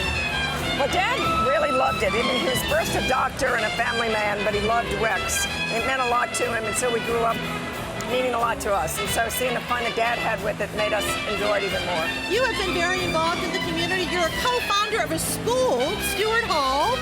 Stewart Hall School for Boys, and get to stay on emeritus, and I just love it. It's a wonderful little school. Both my grandsons have gone there, and it's been probably, aside from our children, it's been the most fun thing to be part of.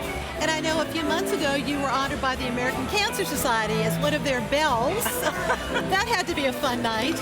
It was. I've gone through cancer myself, and so it was especially meaningful to be able to contribute something to the Cancer Society. And when I say fun night, let me just clarify that, because it turns out it was almost like a runway that I was at the event, which was so much fun at Mardi Gras World, and you went down a ramp. It was as if you were in a fashion show. You looked so beautiful. I didn't know that was going to be the case. I thought it was going to be more like a dinner or something, so I didn't know that they were going to have us walk on the stage. Well, so well deserved, and once again, congratulations for being honored tonight. And of course, your hubby is Mr. Ashton Phelps Jr., and and of course, your daughter in the past was a former queen of Carnival, his daughter, Miss Phelps. So. Well, I have to put a plug in that when I was queen 50 years ago, it was 30 degrees, and today it was almost 80. So better times.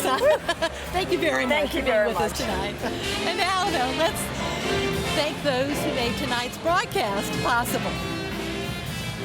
Thank you. The 2017 Rex Ball and the meeting of the courts of Rex and Comus is made possible through generous community support.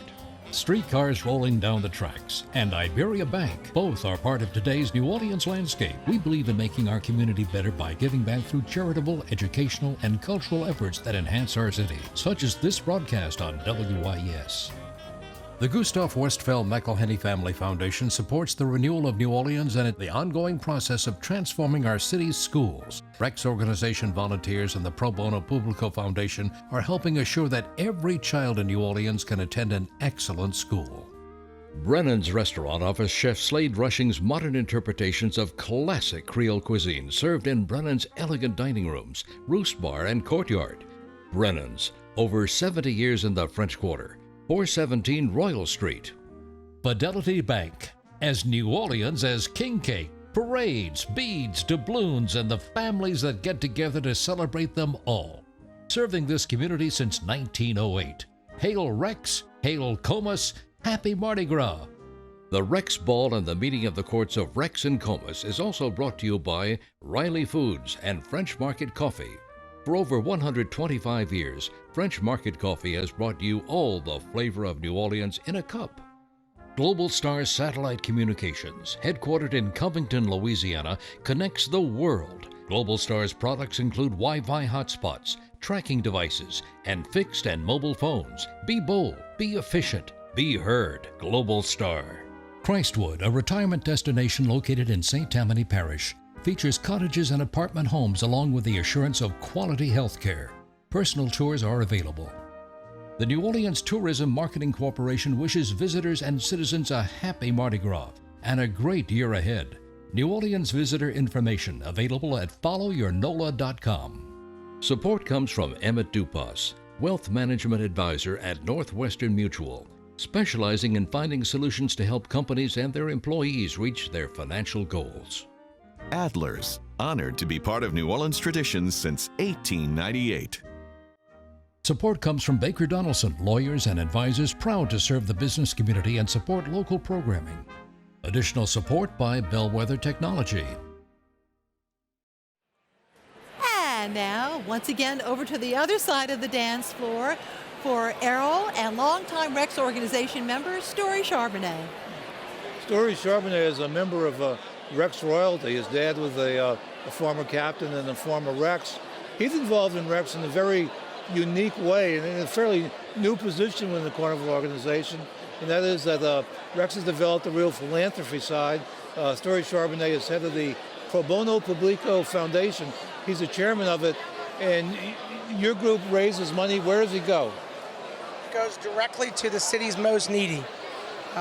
We primarily give to the city's charter schools and the charter support organizations, all 100% benefiting those underprivileged children in New Orleans. You know, historically, people have looked at public education in New Orleans. It was always seen being one of the worst systems. Now, New Orleans, of all places, is a model. It's a test tube that people are looking at what's happening in New Orleans with the whole effort with charter schools. How do you feel about what's happening, about the progress? Well, you know, I think people didn't have to think about New Orleans being the worst. We were the worst. And I would say now we really are a model for the rest of the country. And that's evident in our results. Our ACT scores are up. All of our children have an opportunity, sort of from cradle to college is how we describe it down here. So we're starting with preschool, and we're providing an opportunity not just to get through high school, but we have support organizations that help them advance on into college. Now, I know you have to pay attention to the schools and what's going on. Are there lots of good schools and a few bad ones, or are there? What's the situation like? Our process, specifically with Pro Bono, we're a success-based organization. So we are focusing on those schools that do exceptionally well, and we're giving monies to those schools that are doing best. Having said that, there is a mechanism in place, and when schools fail, they are taken from the failing organizations and given to other organizations that in theory will improve the education at those schools for those children. Now, don't you have information? If people want more information, isn't there a website they can go to? You can actually go to the Rex organization, School of Design's website, and follow it over to our Philanthropy Pro Bono Publico Foundation. We've got a lot of donations that come from out of the city and out of the state, and we're very thankful for that. We're very fortunate to have people from around the country that see what is going on down here and want to be part of it. And how much have y'all raised so far? We're in our 10th year here. We've raised a little over $5.5 million, and we've raised a little over $1 million in each of the last 2 years. Okay, Story Charbonnet, thank you very much. Errol, thank you very much. I appreciate it. And Party Girl. I am here with last year's Queen of Carnival, Adelaide Goodyear. The heat is off. Yes, it is. Yes, it is. Did you give any advice to this year's Queen of Carnival? No. Oh, I did not have the chance. She was so busy, but... That's true. But your brother was a Duke this year, wasn't he? My brother was a Duke. He really, really seems to be enjoying it. He was so excited to find out, and he... Did you make it to F&M patio last year after the Queen's Supper, or what did you do? Oh, well, I was dancing all night long with my cane. We had the best time. It was really, really fun. Well, we've got some memories from last year that we'll show in just a few minutes, but I remember reading your biography. Look at this. Oh my God. The toast. Oh, so much fun, huh? And Mike, what a wonderful thing to have. And as I recall, you were fluent in Mandarin? Yes, yes. I lived in Shanghai when I was younger, and I learned Mandarin growing up. And what have you been doing in the last year? So I took some time off from a gap year, and I have been working in London and Shanghai for a real estate development company, which was really wonderful. I was in London for 4 months, Shanghai for 4. So you'll be a senior when you go back to school? Yes, I'll be a senior when I go back. And what will your degree be in? So I'm still deciding between geology and art history. I'm geology for now, but who knows? They might Where would you like to live? Would you like to go back to Shanghai? Or? That's a good question. Wherever I end up living, I'm always going to make New Orleans and Mardi Gras my home. So things have been hectic at your house this year, too, because of your brother? Yes, yes, it's really special. Now, what about those memories? Did you put together a scrapbook, or what does the Queen of Carnival do to preserve these things? It was so busy doing all of that. Honestly, I'm not sure we still ordered our photos from last year yet. So much fun, huh? So much fun. It was really an exciting time. Well, it's great to see you once again. Thank you so much for being with us. Enjoy the evening, too. And now, back over to Errol with a very special guest from Memphis, Mr. Stephen Sansom. You know, in 1872, the Rex organization started in New Orleans. That same year, a crew named Memphis started in Memphis. That was going on around the country. People were starting carnival organizations. Memphis didn't last that long, but from that, other organizations have involved, including one called Carnival Memphis. We have here the 2013 King of Carnival Memphis. Now, Carnival Memphis doesn't have a parade, but you have a ball and a dinner. Is that correct? That's right. We have a ball called Crown and Scepter, and we have a tradition that several members of Rex have participated in called Top Hat, which is a dinner with the Queen and 28 former kings. Wow. Now, I noticed that I saw some pictures of one of your dinners, and actually the Rex captain and some of the lieutenants were there, and they were in their Rex costumes at your event. So there's a real tie-in. That's right. So Beely Mallory in Memphis and Mike Kearney here in New Orleans started this tradition some time ago, and in 2013 we celebrated the tradition my year when I was king in 13, and we had them come up and escort us into the dinner, Top Hat dinner. So we had 3 lieutenants and Christy Brown, the captain, come up, and Tom Westfeld and several of the guys. Now, what's the carnival scene like in Memphis? Is there any parade at all, or is it just more carnival balls like yours? We don't parade. We have one large ball, but we visit over 60 charities in Carnival Week. So our king and queen, they travel every day and visit in 1 week 60 charities, and we celebrate our community that way. And what type of charities do you all embrace? All kinds of charities, but we focus on children's charities. And we've given over $2 million to children's charities since 1999. Now, when you were a king, was that a surprise selection? It was. It absolutely was. You have that meeting, and they ask you the question, and it was quite a surprise and a lot of fun. And you enjoyed the experience? I did. The charities especially. Is this your first time at Rex? No, I've been a member of Rex actually for several years, and we have several members of Memphis Carnival that are members of Rex and participate in the traditions here in New Orleans. So there's always been a bit of a tie-in between Rex and... It has, really galvanized by Michael Kearney and our friend Beely Mallory over the years. Well, thank you very much for coming. It's a pleasure. Thank you. Thank you, Errol. Looking back, a half century ago gives us a glimpse into Carnival's rich past, as Diane Mack reminds us.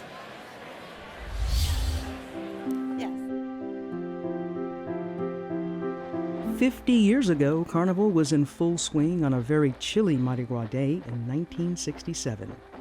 Well, Mardi Gras was very early that year, February 7th. That Fat Tuesday, it froze in the morning, 32 degrees, never got above 44, but no rain. So Rex had a very cold ride. The king of Carnival in 1967 was Morgan Linwood Whitney, a banker whose ancestors founded Whitney Bank in New Orleans over 130 years ago. I understand when he was informed of the honor, he said, "Don't think the king will be sitting in the counting house counting his money." He had some rather whimsical remarks, and at Gallier Hall, it was really life of the party. The Queen of Carnival in 1967 was Suzanne Dupuis. And Miss Dupuis had a very important connection to Rex through her father, Dr. Homer Dupuis, who had been Rex, the King of Carnival, just 4 years earlier in 1963. The queen of the mystic crew of Comus in 1967 was Charlotte Sanders Smither, who made her debut that year. Also making her debut in 1967 was Rex maid Suzanne, or Susu Wilkins, who had family ties to the organization. Susu's grandmother, Elizabeth McGinnis, was Queen of Carnival in 1908, and her grandfather, Arthur Burton LaCour, wrote New Orleans Masquerade, a significant carnival compendium. A talented artist, Susu has been the chief costume designer for the Rex Parade since 1973, and also designed the gown worn by her daughter, Niquette, when she was the Rex Queen in 2001. Susu is the wife of outgoing King of Carnival, Michael Kearney. The times, they were a-changing in 1967, and the Rex organization responded with a couple of forward-thinking moves, including a parade salute to women.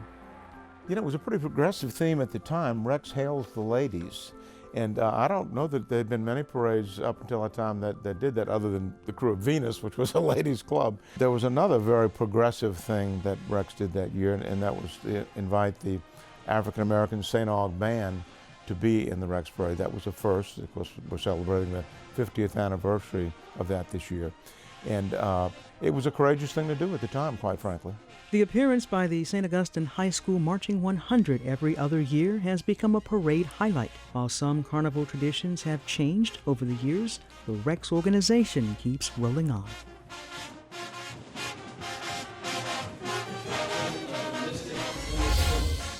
Has arrived to present an invitation to His Majesty Rex to visit the Comus Ball. And we have a very special visitor, the captain of the Mystic Crew of Comus, who is extending an invitation. Here's our captain with the lieutenants in their multicolor. Yes. This is a lovely tradition that dates back, since 1882, Henri? 84. 84, okay, 84.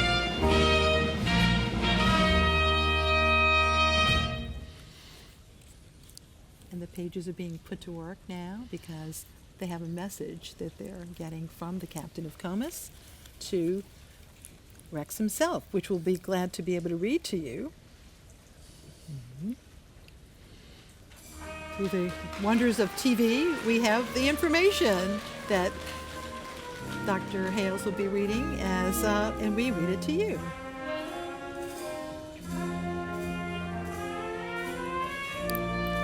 Hail Rex! Let him open it. When choosing pediatrics as a vocation, providing health for children was your motivation. As a leader in the Pro Bono Publico Foundation, our children also now enjoy a greater education. Known for being involved in everything civic, the Louisiana Philharmonic makes you click. Well, heading Children's Hospital and Country Day School, you have always followed the golden rule. As historian for the Rex organization, he has said yes, this is good news. You have instructed correctly our various stages with your programs and glorious invitations. You have resurrected the glory of the golden ages. Comus invites you to a meeting of the courts to join them and join him on the throne. The primary reason for fun, of course, and frivolity with our consorts, and declare the end of the carnival season. Hail Rex! This is from Comus, though. Comus himself. Comus himself. Comus himself.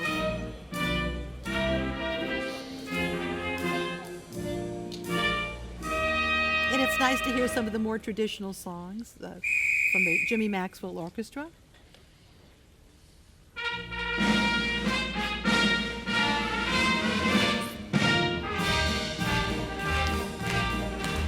So what's about to happen, Henri? They are about to depart the ballroom and cross the red carpet to the Comus Ball, directly across the street in the Marriott Hotel.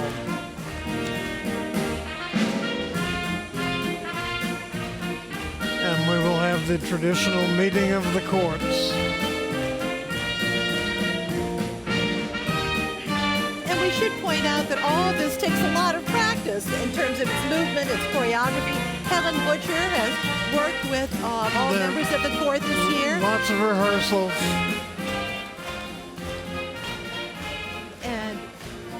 And at the Queen since Thanksgiving, over Thanksgiving. At the rehearsals, there's always a stand-in for Comus. Yes, that's right. Comus himself, Comus himself doesn't appear. That's right. But the Queens have been practicing since Thanksgiving, and the pages only about a month ago. But it's very important that everybody knows where they need to be at certain times, correct? Yes. Miss Anna Eugenie.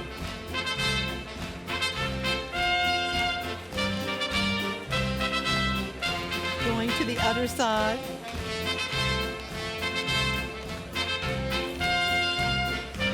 Miss Yuji, before attending school, also has worked in different capacities over the years.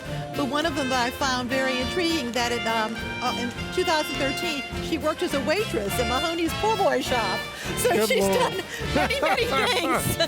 Just quite a also, resume. Ogilvy and Mather, the accounting management intern firm, too. So she's had a nice mix of jobs. Hey, Lots of hands-on experience. Yes, always helps. We certainly have some handsome and beautiful monarchs tonight, don't we? We do indeed. You know, for so long, so many people have said this man deserves to be Rex. And today is a dream come true. He's been a grand king. And of course, the story was that for so many years he was used as a decoy, if you will. Everybody would say, "Oh, it's going to be Dr. Stephen Hales," right? Or and now it's finally come true. Well, eventually the decoy ends up with the crown. We should remind everybody that Dr. Hales is an avid tennis player, and he has served as a member and president of the Board of Governors for the New Orleans Lawn and Tennis Club. At the Rex Media Luncheon, I arrived right before Mike Kearney, who was adjusting his Rex tie, and we were walking to the museum, and I said, "Well, I understand you make mincemeat of my friend Dr. Hales on the tennis court." And he smiled and he said, "What else does this man have to do to become Rex?" We should point out that with his sons Matthew and Tim, Dr. Hales helped develop websites for both the Rex Organization, rexorganization.com, and the Pro Bono Publico Foundation, probonopublicofoundation.org. And Matthew is the vice president creative of TurboSquid, a local tech firm, and Tim is a TurboSquid software architect. But there's real beauty in both of those websites. Well, he really understands and appreciates the artistic history and traditions. You know, what he's done at the Den alone has turned it from just a workplace into a little museum. He really has, and you know, he would be busy even if he wasn't doing that, because he and his wife Nancy have 6 sons and 13 grandchildren, 6 daughters-in-laws and 13 grandchildren. And as we've said, 2 sons have been Dukes of the Realm.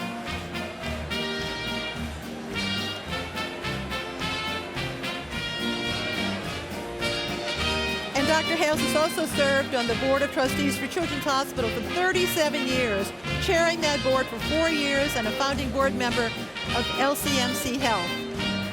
And the list is so long. One night, I was at a meeting of several Rex officials and their wives, and Dr. Hales was unable to attend. Yeah. And somebody said 897, and everybody there said 0744. Everyone knew that number. They knew it. And, you know, the ball still continues, even though our royal court has gone over to the other side of Canal Street, so there's still some dancing. They're still dancing. Yes, and now, though, let's rejoin Errol with Arthur Hardy.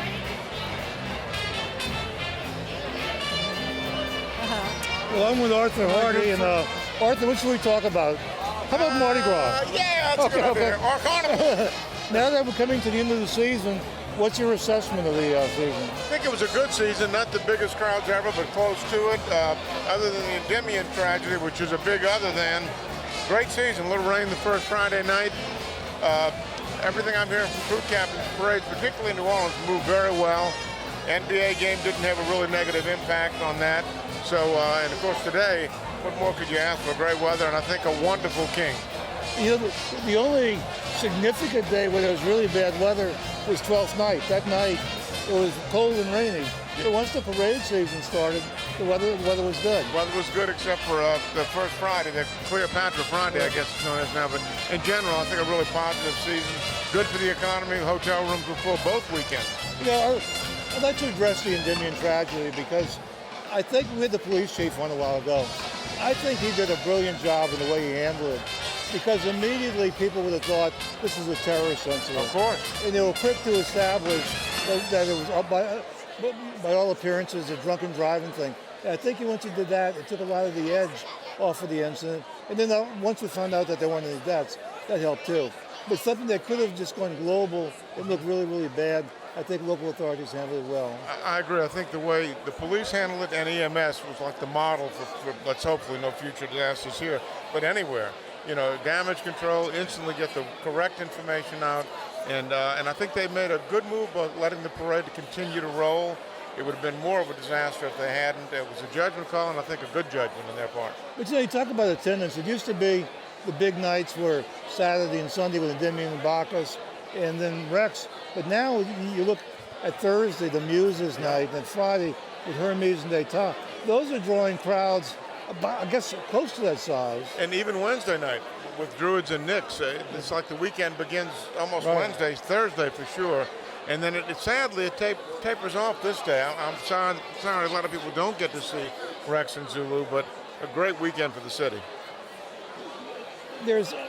Every year there's renewed discussion about doing something about carnival throws. There's more and they're bigger. But there are also some people talking about the plastic and the lead content. That seems like an issue of the future. But do you think that one day there's going to be a change, that there's going to be a movement? Or I think all these changes are organic. You know, it happens because it needs to happen.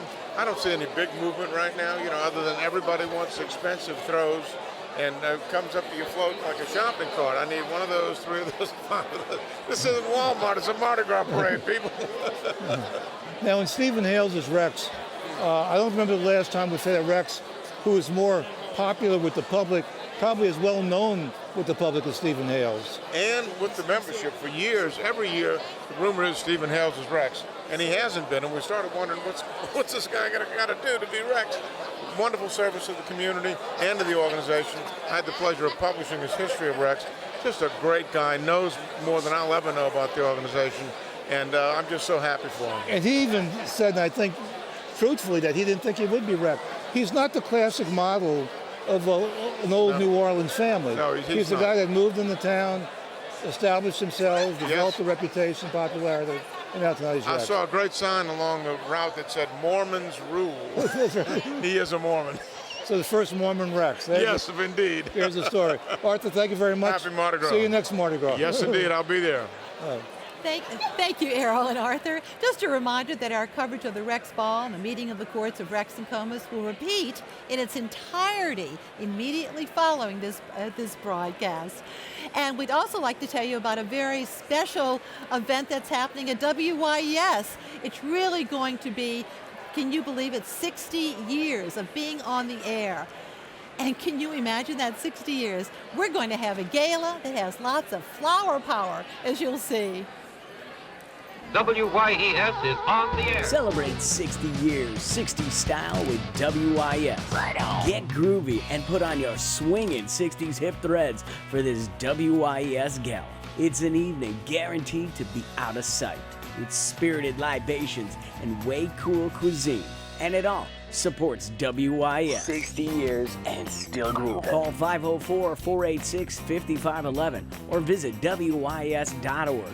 WYES would like to especially thank Celebrate Catered Events by Windsor Court, Iberia Bank, Michelle Renoir and Kevin Clifford, Sazerac Company, the Gold Ring Family Foundation, and the following sponsors.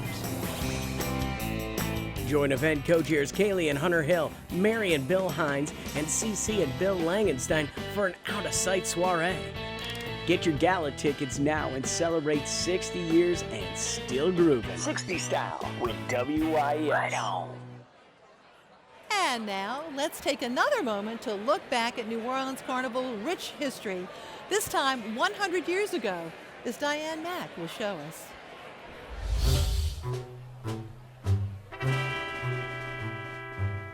Carnival, 100 years ago, was a pivotal moment. Unbeknown to Mardi Gras revelers, on February 20th, 1917, the ill wind of war would soon steer the celebration off course for 2 years. After the United States declared war on Germany in April of 1917, all efforts had to be geared towards the war effort. So Carnival in 1918 was called off, and even though the armistice was signed, in November of 1918. That didn't give the crews enough time to prepare for Carnival of 1919. So Carnival actually did not come back on the streets or even in the ballrooms until 1920. The theme of the Comus Parade in 1917 was romantic legends, and all of the floats in the procession addressed epic love stories. Elise Mason Smith was queen of the mystical crew that year. Rex went a different direction in 1917, using its home state for the first time as the theme for the entire parade, which it named the Gift of the Gods to Louisiana. It was a very creative way to incorporate Rex's penchant for addressing mythology and history, but also incorporating Louisiana and its natural resources into the theme. Rex in 1917 was Charles Henry Hamilton, a prominent businessman whose main interests were in the coffee industry. His queen was Emily Percival Douglas. Here at the Louisiana State Museum, we have a very special portrait of Hamilton that we believe was done in the 1920s, and it was painted by a female artist named Virginia Montgomery, who had a long career in New Orleans. It was commissioned by Seymour Weiss, who was a good friend of Hamilton and also the owner of the Roosevelt Hotel. The painting of Hamilton graced the lobby of the Roosevelt until 1965, when the hotel was sold to the Fairmont Corporation. A traditional dinner for Rex, held by a mysterious group that called itself the Ancient and Honorable Order of Weary Pilgrims, was impacted in 1917 by the onset of war. Normally the event would take place in April following Carnival, but with the declaration of war by the U.S. against Germany in April of 1917, Hamilton did not get to have his Weary Pilgrims dinner until 1919. Another Rex tradition affected by the war was the Monday arrival of Rex, a special pageant with a procession from the foot of Canal Street to City Hall, where the monarch would receive the keys to the city from the mayor.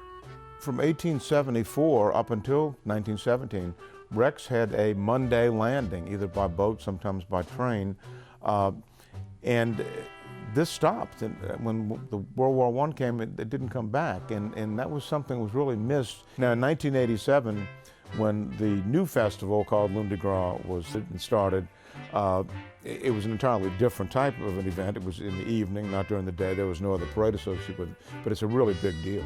In addition to reigning as the King of Carnival, Hamilton made another important contribution when he became the organization's captain in 1930. And he actually kept the crew going and very active in its leadership role in Carnival all the way through the Great Depression.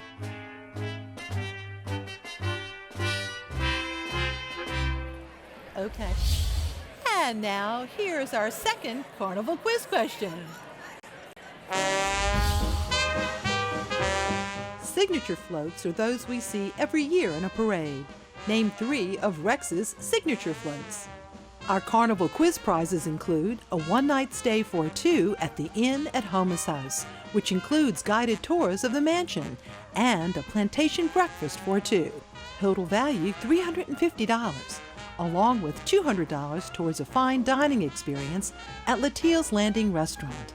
Both the Inn and Latil's Landing Restaurant are located on the grounds of Homus House Plantation and Gardens in Burnside, Louisiana.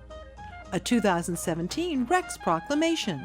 Created by New Orleans artist Cleveland Powell, the illustration is inspired by the Rex Parade theme, Carnival Fetes and Feasts, from a global view, courtesy of the School of Design. A 2017 Parade Bulletin, depicting this year's Rex Parade with its theme, Carnival Fetes and Feasts, illustrated by Manuel Ponce. A copy of the book, Mardi Gras, Chronicles of the New Orleans Carnival, by Errol Laborde. And Mardi Gras Moments by Judy Batoni and me, Peggy Scott Laborde, both published by Pelican. We also have 2 sets of 4 companion postcard books of the Treasures of Carnival series. These images are from Henri Schindler's books, which depict the talent of artisans who have worked during what is considered the golden age of Carnival. Each book contains 30 pull-out color postcards, also courtesy of Pelican. And a DVD of tonight's program. We'll have the third and final question later in our program. And I am very thrilled that we have another very special guest here, and he was honored earlier on the dance floor, Lieutenant General Rex McMillan, and he is the head, he's the man of the Marine Reserve here. And tell us what those duties include for you and for the organization as well. You bet. There's 39,000 of us reserves that are regularly drilling reserves. We have them split up into a full Marine Corps air wing, a reinforced infantry division, and a logistics group. And our job is to fight tonight when the Commandant calls us to augment and reinforce the active duty Marine Corps for worldwide operations. You've had such a varied career in terms of being an aviator, a pilot for Delta Airlines. Yes, I mean, it's so incredible. Is it a transition to come here to New Orleans? You know, where are you originally from? Where were you born? My father was in the Navy. I was born in Norfolk, Virginia. He was transferred out to California, so I grew up in Northern California, went to school in Southern California. Spent most of my Marine Corps career between California, Florida, Texas, and then overseas out in Asia. What's it like to fly a Hornet? Fantastic. I don't get enough of it anymore. How many G's is that? A lot. It's enough to put you to sleep. A lot of people would love to have a ride in a Hornet or an F-16 or an F-15, any of the high-performance airplanes, and jump in the back seat and do that. But it is incredibly physically demanding that people just don't realize, and by the time that flight's over, they're really ready to get out of the airplane. It takes a workup period to be able to do that. Now, of course, the reserve is very integral in time of disaster with Katrina as well. You know, it's varied, all the different duties that you have, isn't it? Yes, ma'am. We're ready to respond not only for the high-end war fight, but humanitarian aid and disaster relief, and DSCA, what we call Defense Supports the Civilian Agencies, hurricanes, earthquake, fire. We stand ready. We have Marines, in particular Reserve Marines from Hawaii to Alaska, California, Washington, the Northeast, the Southeast, out to Puerto Rico. So we're in every place in the States. I know you're especially proud of the band. The band is phenomenal. They do a lot of great work for us. They're very busy, but the first job of that band is to be a rifleman in the Marine Corps. Their primary weapon is a M16 or an M4. Their secondary as a tuba and a trombone, but they're pretty good with those tuba and trombones. So all the band members will be combat ready? Yes, sir, and ready to deploy on a moment's notice. Now, I know in your amazing career, you've also taught, too. I have. I've been a flight instructor back in the day, and tremendous experience to take kids not much younger than me. I would call them kids, but they're really just a couple of years younger than me, but I had a little bit more experience, and teach them how to fly high-performance jets. It was a great experience. You've been here for 17 months. Have you become acclimated to New Orleans? Completely. And every day that we're here, we love New Orleans more and more. We just love the culture. We love the people. And I'll tell you, we especially love the hospitality down here. Everybody is so friendly to us in the New Orleans area. Well, it's so great to have you here tonight. Well, We're quite thank you, honored. ma'am. Thank you Appreciate very it. much. Good to Thank be you. here. Thank you. And now we're going to go back to the dance floor. And even though things seem like they're winding down, we still have plenty more program because we're going over to the Rex Ball for the historic meeting of the courts of Rex and Comus. That'd be at the Comus Ball. We're going Excuse me, yes, the Comus Ball. They'll be Comus crossing Ball. Canal Street on the red carpet, won't they, Errol? Maybe we should talk about what's going to be happening from here on, especially for people watching the first time. We're actually building up to the high holy moments of Mardi Gras here. That right now Rex and his entourage are heading to the. Yes, and there's Dickie Brennan, whose son was a Rex Duke tonight. They're heading to the Comus Fun to see Ball, the crowd. Yeah, which is across the street. And then at some point, Rex's entourage will arrive there, and then you're going to see the meeting of the courts between Comus and his queen and Rex and his queen. You know, we mentioned earlier that over 125 members of the military were in the audience tonight, and you can see some of them there, and I'm sure many of them are here at the Rex Ball for the first time, still very much enjoying it. We see Jeff Crier once again, and his daughter was a Rex Deb tonight. So they're still partying here, but the attention of the Comus, and you know, for those who are new New Orleanians, Comus is the oldest organization, and really started what we think of as Carnival and Carnival traditions, didn't they? It started the continuing parading tradition, off of which the current Mardi Gras is really adapted. I mean, there were parades before that in New Orleans, but nothing that lasted and nothing that established the traditions that Comus did. Really, every parade we have today, in a sense, is a child of Comus. They were very much influenced by what Comus brought to the floor. Well, the first big difference was, of course, they had a theme. Yes. And the demon actors in Bilton's Paradise Lost.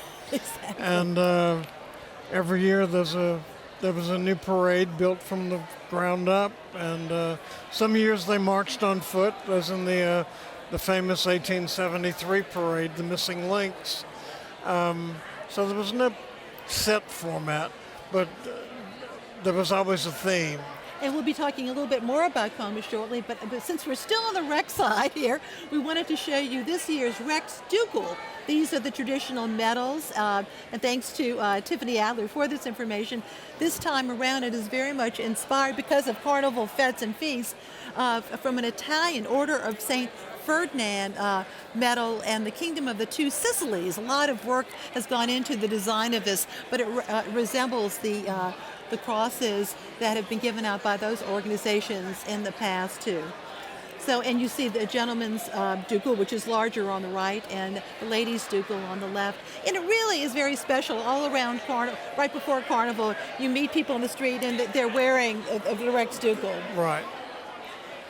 But only for the ball. Yes, and yes, but the sometimes they wear the pins. Yeah, they wear the pins. Oh yes, but the ducal not the only for the ball. We have another really great pin, and this one is the King's pin, and this was modeled after actually I believe it was 1912 favor that was 11. A mirror. 11. Okay, I'm off by a year. Sorry, 11. But I would think that Stephen Hales had a lot to do with the decision. Of course. This is a special pin. There's the mirror. Yeah. This is a special pin that is given to family members and friends of Rex himself, and so he gets to choose what he wants it to be. Yeah, it is 1912. But anyway, we're delighted to be able to show you those things, and pins and invitations. It wasn't so long ago that they weren't that highly valued, but now they are, aren't they? Oh, now they're highly prized and sought after. And eBay, unfortunately, eBay has not just eBay, but primarily in local auction houses. Some of the old Rex ducal decorations bring thousands of dollars. That's not uncommon. Yeah. They're serious collectors out there. And Rex has a full set. I think the Historic New Orleans collection has one. So does Tulane. Yeah. So a very exciting, it's a real keepsake. Have I got great news? Because we are going to Comus, to the Comus Ball, and we will soon see the arrival of Comus himself, who is always masked and anonymous. He is, and this year, though, it's really a little different because he usually is behind a scrim, and you will see him shortly in front of the scrim. So this is history making in a way for himself. Here we go. Let's take a look. But Comus is always anonymous, isn't he? Yes, he wears a mask, and his identity is never revealed. And he's not the king. Mm-hmm. No, he's a demigod. His father was Bacchus, but he resembles his mother Circe more. He's a sorcerer. He is, and yes, tell us a little bit about Comus, the history of Comus. He is known for the mask and a smiling mask. Well, it varies from year to year. It's kind of a devious smile. Yes. Well, that cup is such a great symbol of Carnival. Yes, indeed. We'll talk more about the cup, but just a reminder, joining me this evening are Errol Laborde, editor of New Orleans Magazine and author of Mardi Gras Chronicles of the New Orleans Carnival. Welcome back, E. You were busy. You've been very busy. And Henri Schindler, artistic director for the Rex Parade and the author of a series of books called Mardi Gras Treasures, focusing on floats, invitations, the design of them, as well as Carnival costumes and jewelry from the past. A delight. We do want to thank you, and we do want to thank our friends at Louisiana Public Broadcasting because we're being seen statewide on their LPB3 channel. We're also streaming our broadcast live at WYES.org, or you can go to the WYES YouTube channel. And as we just show you those ducals, we'll be showing you sort of the equivalent of some of Comus's beautiful pins a little bit later. But seeing Comus tonight is so special, and we have the dancing heads, which I know you're familiar with. This is a real highlight of the Comus Ball, and we'll be showing you that as well. But tell us about these dancing heads, Well, Henri. first off, I made a lot of them for Comus over the years, but that cup in Milton's poem Comus offers his cup to weary travelers, and as soon as they take a sip, their bodies remain the same, but their heads are transformed into some brutish form, hog, tiger, ounce, a bearded goat, and they, so perfect is their misery, not once perceive their foul disfigurement, but boast themselves more comely than before, and all their friends and native home forget, to roll with pleasure in the sensual sty. Wonderfully put. And this is Milton's Masque of Comus, which was sort of a very long poem, dramatization. It was actually a masque that was performed at Little Castle. So it was a performance. For They're the using first the word time. masque, M-A-S-Q-U-E. Q-U-E. Yes. Having so much fun, and usually it's the younger members of Comus who are asked to wear those, because they're pretty heavy, aren't they? Not really. They're very light, most of them. Are they? Okay. But it's not terribly comfortable to be encased in one of those. And well, for instance, the year they did the 1873 parade, and they were all different animals and beasts. Every one of those maskers had 2 assistants, because once you're in those things, it's very hard to see. Absolutely. And we'll be seeing much more of Comus, but first, let me describe to you, this is a sneak preview, if you will, of her dress. We wanted to tell you about the dress, which was filmed a little bit earlier this evening. The Queen is wearing a radiant trumpet-shaped gown of silver silk lame, and this is Miss Avery Scott Rowan, of course, and it's a very elaborate appliques by Suzanne St. Paul. The silhouette featured a sweetheart neckline, sculpted bodice, and a sweeping hem adorned with scallop beading. Lily of the Valley lace was adorned with delicate pearls, crystals, and seed beads that frame multiple custom plume appliques fashioned by Swarovski crystals, bugles, and palettes. The ensemble was completed with the organization's traditional Medici collar, firm-trimmed mantle, which you'll be seeing more of later on, crown and scepter, and the royal jewels. And those jewels actually do belong to the crew, don't they? Yes, and that collar is the most magnificent in all of Carnival. It was designed by one of the Steuss sisters many years ago, and it is such a beautiful frame for the Queen's face. And we should point out that Miss Avery Scott Rowan is the daughter of Mr. and Mrs. John Forney Rowan, and she is a junior at the University of Georgia, and her bachelor degree will be in painting. And she comes from quite the illustrious family, because 5 generations have been involved with the Mystic Crew and Rex over the years. We'll be telling you a little bit more about that as well.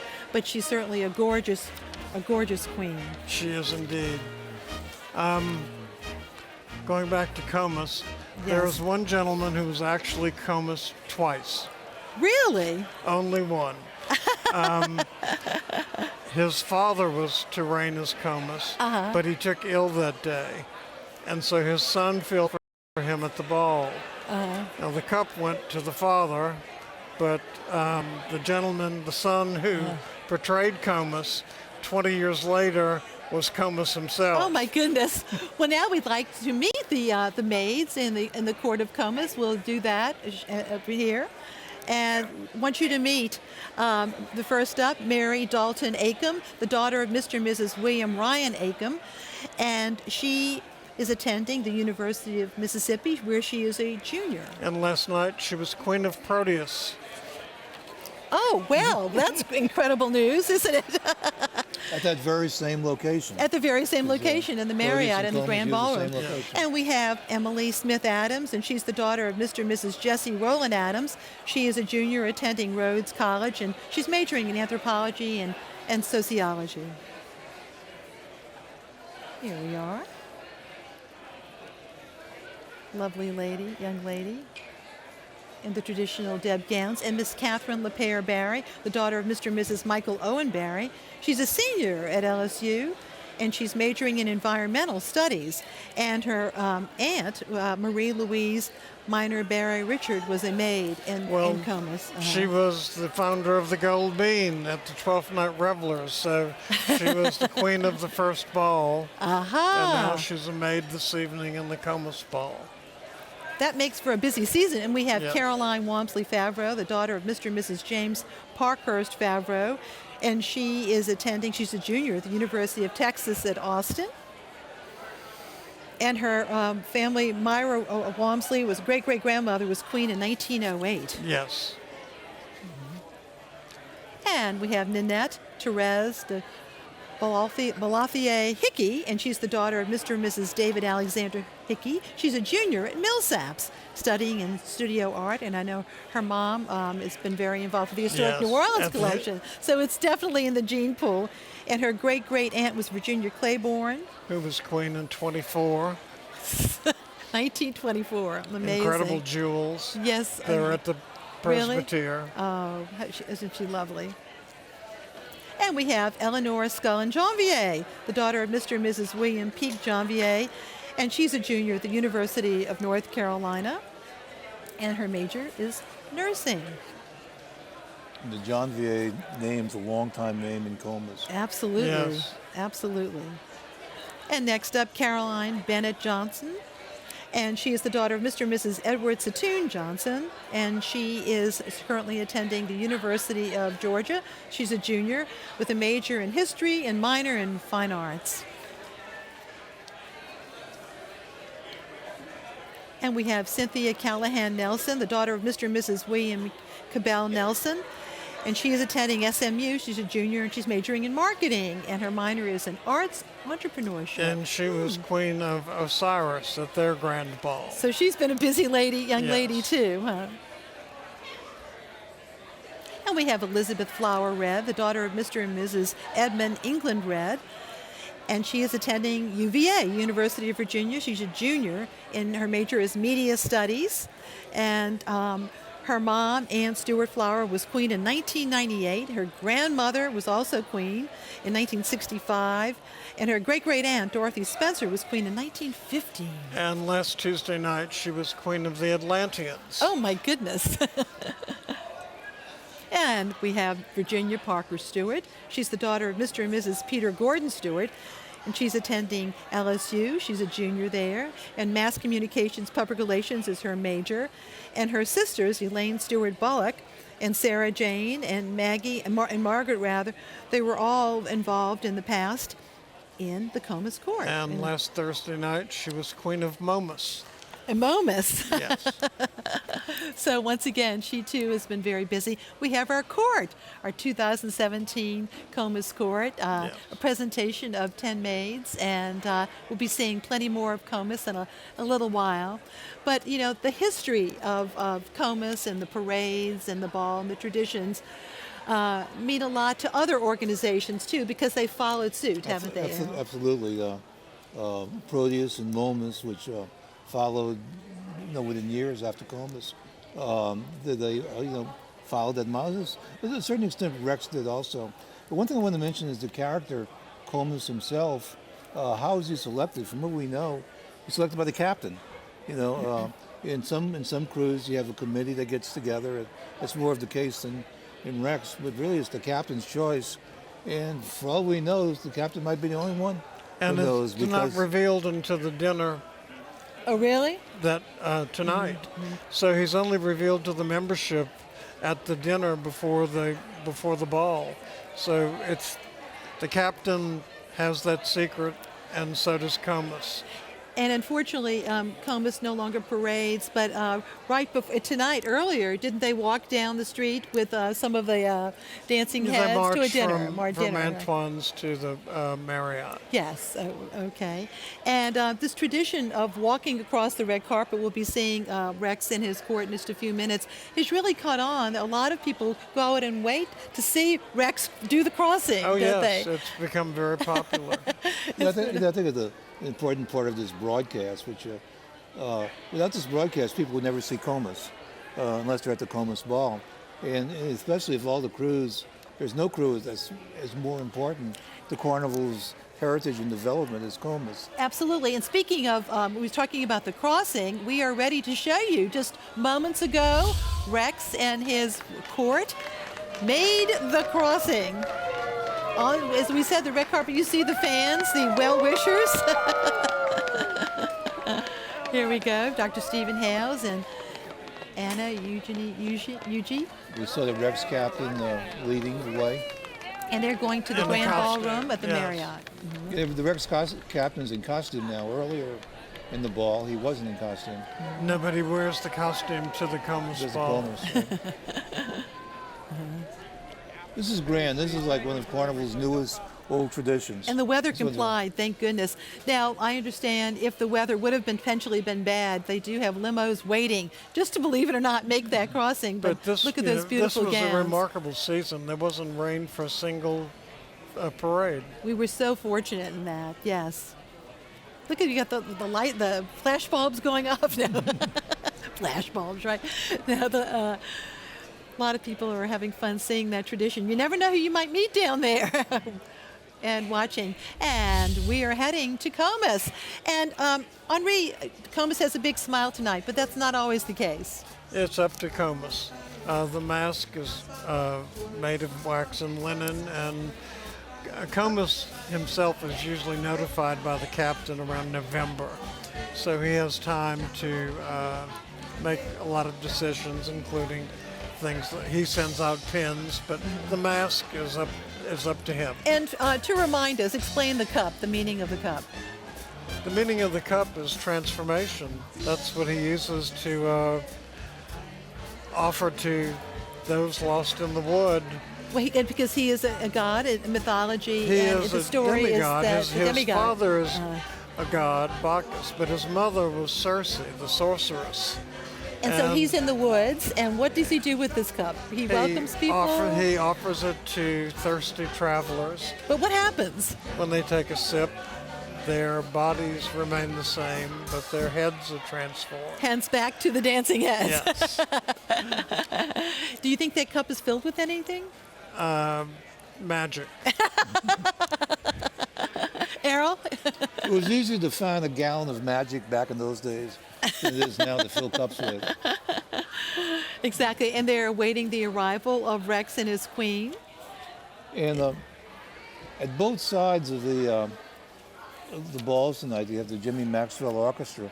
At neither side is Jimmy Maxwell actually leading the orchestra. On this side, is Mark Ministrata was led it, and on the Comus side, Robert Maxwell, Jimmy Maxwell's son, is leading the orchestra. Jimmy Maxwell himself is here tonight. He's playing. He says he's retiring, but I tell you, he's been saying he's been retiring for many years now. Oh, well. We're awaiting Rex's Royal Trumpeters, which will, of course, be the signal of their arrival. And that you'll be seeing, once again, Dr. Todd Engelhardt and Ben Toman, who I believe is doing this for the first time tonight. And Ben plays with the Jimmy Maxwell Orchestra and the Victory Swing Orchestra. And Dr. Engelhardt plays with the New Orleans Concert Band, but his day job is a thoracic and cardiac surgeon at East Jefferson Hospital. And here is the captain of Comus, who is clearing the dance floor. This is the first time we're seeing him on the Comus side. On the Comus side. And the colors of the lieutenants' costumes are totally different. Totally, from Rex. They're multicolored. And of course, the crew is costumed. Yes, we should point that out. They dress out. At Rex, the crew is in white tie and tails. But at the Comus Ball, the crew members are elaborately costumed with capes and hats and wigs. And the lieutenants wear different colors. They're red, blue, black, purple. And you... it's a very colorful It sure is. ball. And you, as we said, you didn't see dancing on the Rex side, but tonight you'll see dancing. Yes. Comus's guests like to dance. And we see the cup. Once again, the canvas laid by Foster on him. He did Yes. such a great job. And there's the cup. The cup. Well, I think it's part of the difference, Henri. I know we hear the term reception used and the term ball used. Rex more technically uses the word reception. Now they say reception and ball. Right. But Comus is throwing a ball, having a ball. Exactly. And their guests include Rex and his queen. Since the 1880s, this tradition has taken place. Well, Rex used to travel a lot further than crossing the street because the Rex Ball would be up at the Washington Artillery Hall. On St. Charles, near Gallier And Hall. Comus was at the French Opera House. So not everybody at the Rex Ball would cross too far. Rex would travel in carriages to the Comus Ball. Rex and his court. But the first time they did it, as I recall, Rex that year was Mayor Shakespeare. And being mayor, could have been in a position to arrange for that To trip make it happen. to make it happen. No protest from the police or or whatever people needed permits from. I'm always amazed at the beautiful white gowns of the court. Everyone is different, you know. Well, you think the you would same run with out of Rex. designs. No, huh? no, they're It's all different, huh? every year. And usually kid gloves in terms of the upper length gloves. Yes. So let me mention again, two things are going to happen now. The meeting of the courts, which is famous and what people talk about, but then also later on we're going to head towards the actual ending of Carnival when they draw the curtain on Mardi Gras. Yeah. And once again, this is Todd Engelhardt on the right, Dr. Todd Engelhardt, and Ben Toman on the left, as we just mentioned.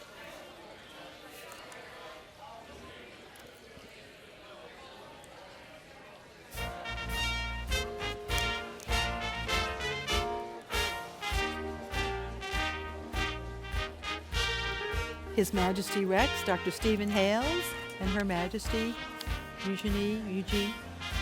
Anna Eugenie have entered the building with their pages and their court. Here they are. And we are getting ready for the meeting of the courts, the historic meeting of the courts of Rex and the mystic crew of Comus.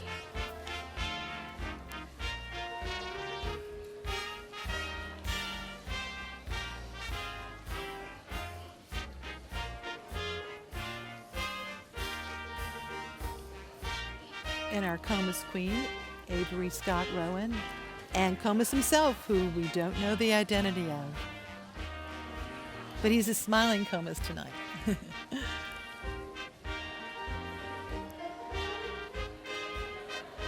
I think even when the mask isn't smiling, Comus himself is.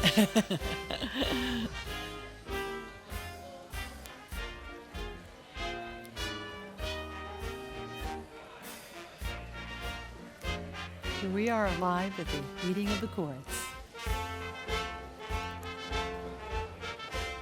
A true New Orleans tradition. And who's in charge of all this, Errol? The Comus captain. Comus captain. Yes, from this point on, he is the maestro. Yes. What's left of the formal celebrations of Mardi Gras, he's in charge of. And now there's a bit of a switch off here in terms of the Well, monarchs. he places the Queen of Carnival, and then he brings Comus to her side, and then he moves the Queen of Comus to a point and brings Rex to her side. And then there's the triumphal march from Aida. Aida. There it is, Aida. And we're hearing If Ever I Cease to Love, which we've heard quite a few times tonight, which is known as the Anthem of Carnival from 1872.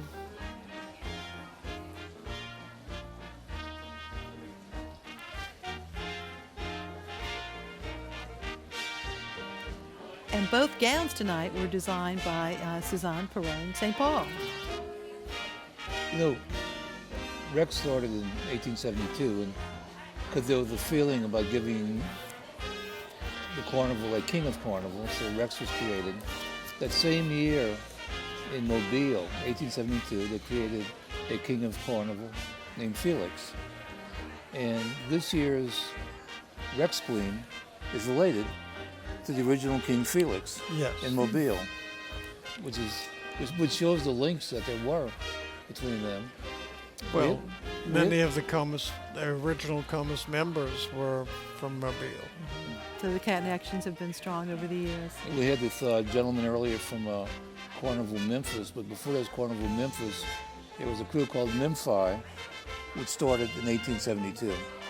And they were featured in the Rex Parade today. We there saw, was we a got to see Memphi them float earlier, that was Yeah. marvelous.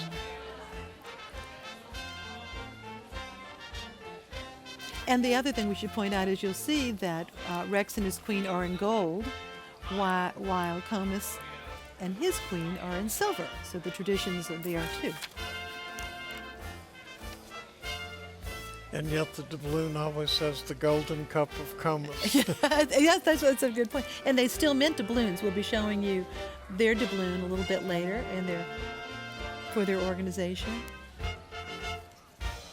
And What note a the lovely queen. She really is, Miss Rowan. And note the fleur-de-lis, lily of the valley jewels that are owned by the Comus organization. That's one of the traditions and one of the symbols of MKC, the Mystic Crew, M-I-S-T-I-C-K, But K-R-E-W-E. also, yeah, the lilies of the valley have been part of the Comus jewelry for quite some time. Yes, they have.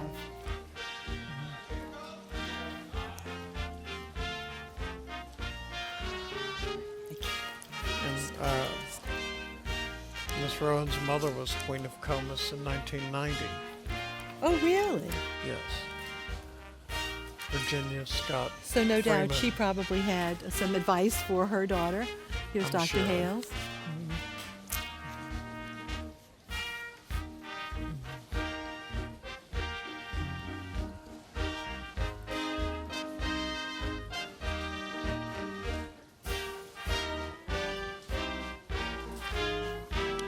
I talked to him earlier, and he was thrilled that the Gallia Hall, among the people who were watching, were Tom and Gail Benson. Oh. And of course, one of his sons works for the Saints organization.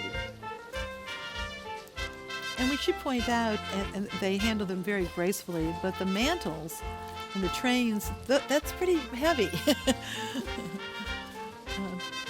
And I believe they're on rollers, aren't they, the trains? Yes, Yeah. they are, to facilitate.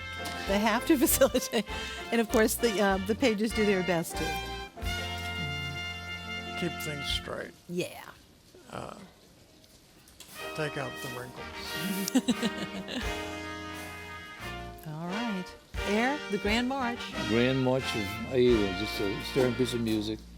And as I always point out, that they're really contemporaries of Rex, because it debuted on Christmas Eve of 1871, so only weeks before Rex debuted. It debuted at the Cairo Opera House. Right, but Rex has never used that music. It's been used by Comus. By Comus only, right. Right. Yeah. But it came to New Orleans and was used by Carnival organizations. Many Carnival organizations still use it, too. It's very much entwined with the history of the New Orleans Carnival. We should also point out that the Grand Ballroom on the Comus side in the Marriott is smaller than the space used on Rex. So it's a smaller little bit more. membership.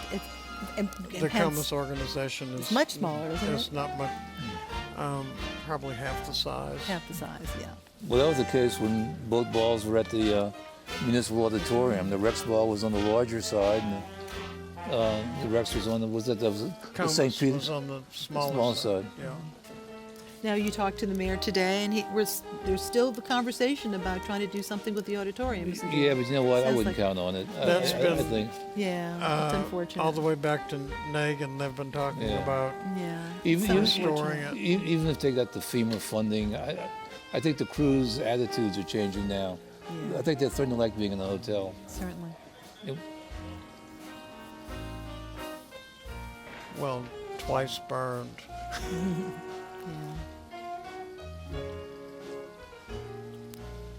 Dr. Hales.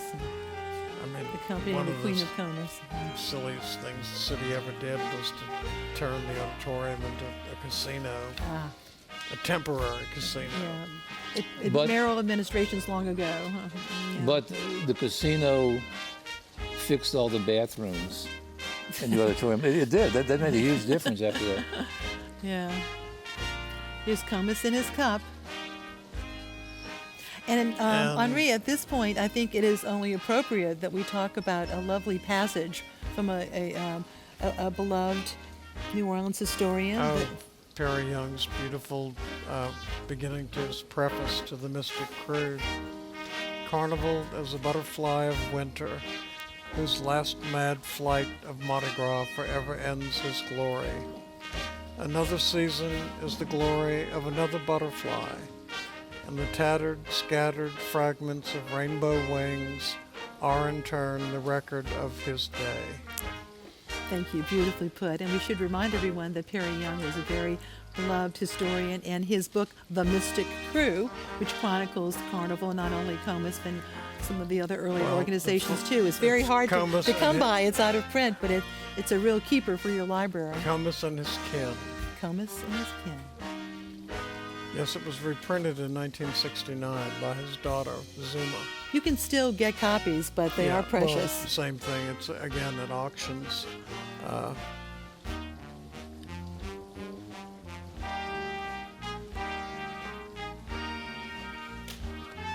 And this is one of my favorite scenes when they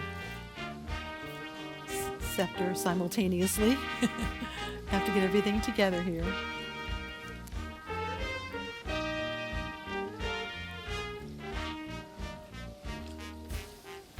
Get all the mantles. Look at Stephen. Attention to detail. I bet he's thinking about all this. Here we go. One of the most beloved scenes in New Orleans Carnival history. The Four Monarchs. Comus, Anna Eugenie, Dr. Stephen Hales, and Avery Scott Rowan. And Comus. Comus, well, I said that. Comus starting is out. In a few minutes, we'll be introducing you to the precious pages, too.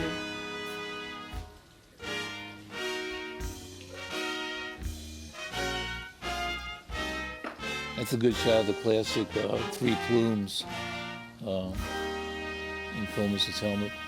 Right, but Comus didn't really start wearing the plumes till around the 40s. All of the early designs by Jenny Wilde, Comus is wearing a crown. And here we are. We see some of the lieutenants get to dance here tonight.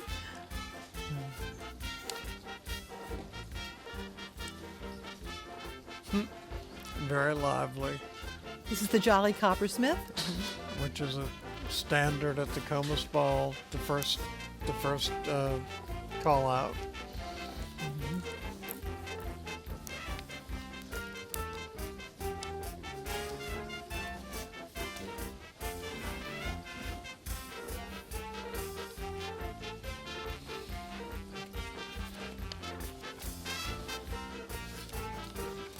So what's going to happen is we'll have a few minutes of dancing, and then we're going to have actually my favorite part, when they start moving everybody out and positioning everybody, and we head to the closing of the curtain of Carnival.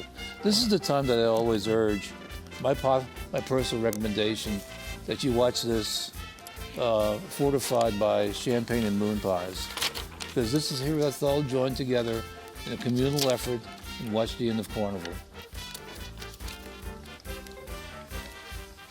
And speaking of the end of Carnival, ritual is always...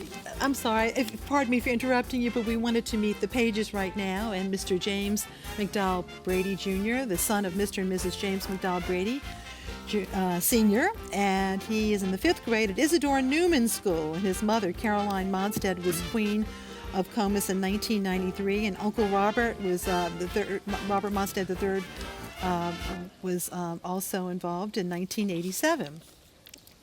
And next is Coulter Barole, McCall, and he is the son of Dr. and Mrs. Jonathan Christopher McCall, and he attends Trinity Episcopal School. He's in the 5th grade, and his great-great-grandfather, Harry McCall, was very, very involved with Comus, and Harry McCall Jr. also very much a long-time part of Comus organization, and Alston McCall, his aunt, was queen.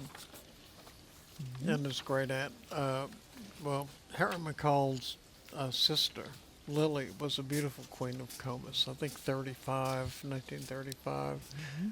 Very radiant. There's a lovely photograph of her in the core book. Okay, and this is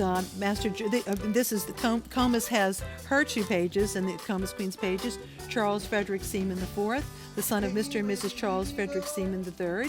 He attends Stewart Hall for boys, and he's in the 5th grade. And he loves the Saints and football, fishing, reading, and video games.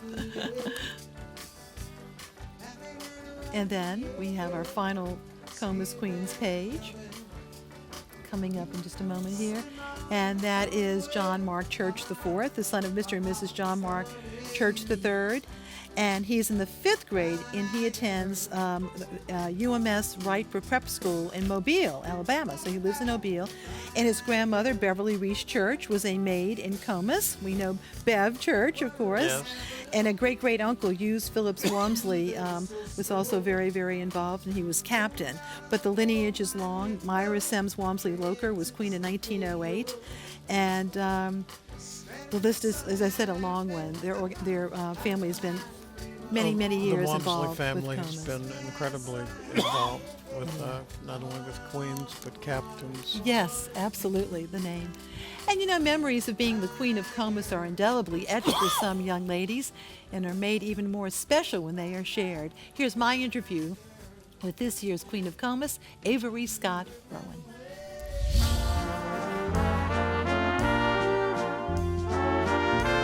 I'm excited to be a 5th generation because I now get to follow my great-great-grandfather, A.B. Freeman, to my great-grandfather, Richard Freeman, to my grandfather, Lewis Freeman, to my mom, and myself now. I'm a junior at the University of Georgia. I am majoring in art. A lot of hobbies I enjoy are sports, almost anything outdoors, ranging from horseback riding, hiking, kayaking, and I also enjoy making jewelry too, whenever I have the time. When I was younger, my family and I wanted to find a way to give back to the wetlands, so we started a tie company which gave all the proceeds to America's Wetlands Foundation, where I drew one of the first drawings, such as this one, which is a pelican, and from there we ended up giving all the proceeds that we made to the wetlands. I definitely want to incorporate my artistic skills, but I want to have a focus in advertising, marketing, or some kind of design. Some of my earliest memories of Carnival were definitely sitting at the top of the ladder with my mom behind me and my brothers squeezed in next to me, where we'd be anxiously awaiting my dad to go by in one of the floats where he would always load us up with bags full of beads, stuffed animals, doubloons, and it would just absolutely make my day. I definitely had a favorite costume. I'm pretty sure I wore the same princess costume every year back to back, so definitely a favorite of mine. And now I guess that little dream I had as a child is coming true. So over spring break, before I went back to school, my parents wanted to take me to a brunch. So I was all dressed up, but before I got to the car, my parents stopped me and handed me a card. And it was a playing card. And on the card was the name of one of my relatives and a little clue that told me to go to a different room and find another card. And then after a couple of cards, I caught on that on the back of these cards were either the Comus symbol with 3 plumes or the Rex symbol. And so after finding 12 cards randomly placed all around the house, I finally ended up in our library where my parents were standing there holding a champagne bottle and one final card. And when I received this final card, it had my name on it, and I turned it over to see the 3 plumes of Comus, where they then told me I would be the Queen of Comus. My family has appeared at the meeting of the courts 45 times, which is why there was multiple decks of 45 cards. Some advice from my aunt, who is Queen of Carnival, was to get used to the size of the collar because it's so big that she even had to sit on the floor in the limousine on the way there. My dress is completely made from scratch and designed by Suzanne St. Paul, and I'm really excited about this dress because one of the 3 laces that is on it is made of the lily of the valley, which is so significant to Comus, and we ended up getting completely hand beaded, and it comes together to form the shape of a Roman numeral 5, which is the V on the front of my dress, which is significant to me because it represents me being the 5th generation on the throne at the meeting of the courts. My brother Jack was actually a page in both Rex and Comus, so I'm so excited now this is something we both get to share. This year's Queen of Carnival is actually one of my best friends since I was little. We went to school together, and I was so excited when I found out it was her. After the ball, I'm excited to let loose with the Queen of Carnival at the Queen's Supper, where we get to spend time with friends and family. After the Queen's Supper, I'm excited to go to F&M's in our Queen's dresses, which will be a completely different experience from what I'm used to wearing to F&M's. It is great to share this experience with my parents and grandparents who have long been involved in Carnival, which I now get to share with them too. So nice to get to meet Miss Rowan, get to know her a little bit better. And now we'd like to show you Comus's invitation this year. And the theme this year, they still, even though they don't parade, they still maintain a theme. They're Burgundians. And so what you're seeing is the countryside of Burgundy, and beautifully appointed. Yes, by Patsy Harden. And actually, they still mint doubloons. And look at that. Oh, that is so pretty, the way it folds out. And mentioned Shrove Tuesday, a term we don't hear too often. We love the old traditional, and there's the Comus logo. Very magically done. But here are the doubloons, and the symbol of the Burgundians, who, of course, eventually populated the area we know as Burgundy today. Burgundy in France, their symbol was the snail. Yes. And so hence the snail there. And once again, that cup, Mr. Coup of Comus's cup.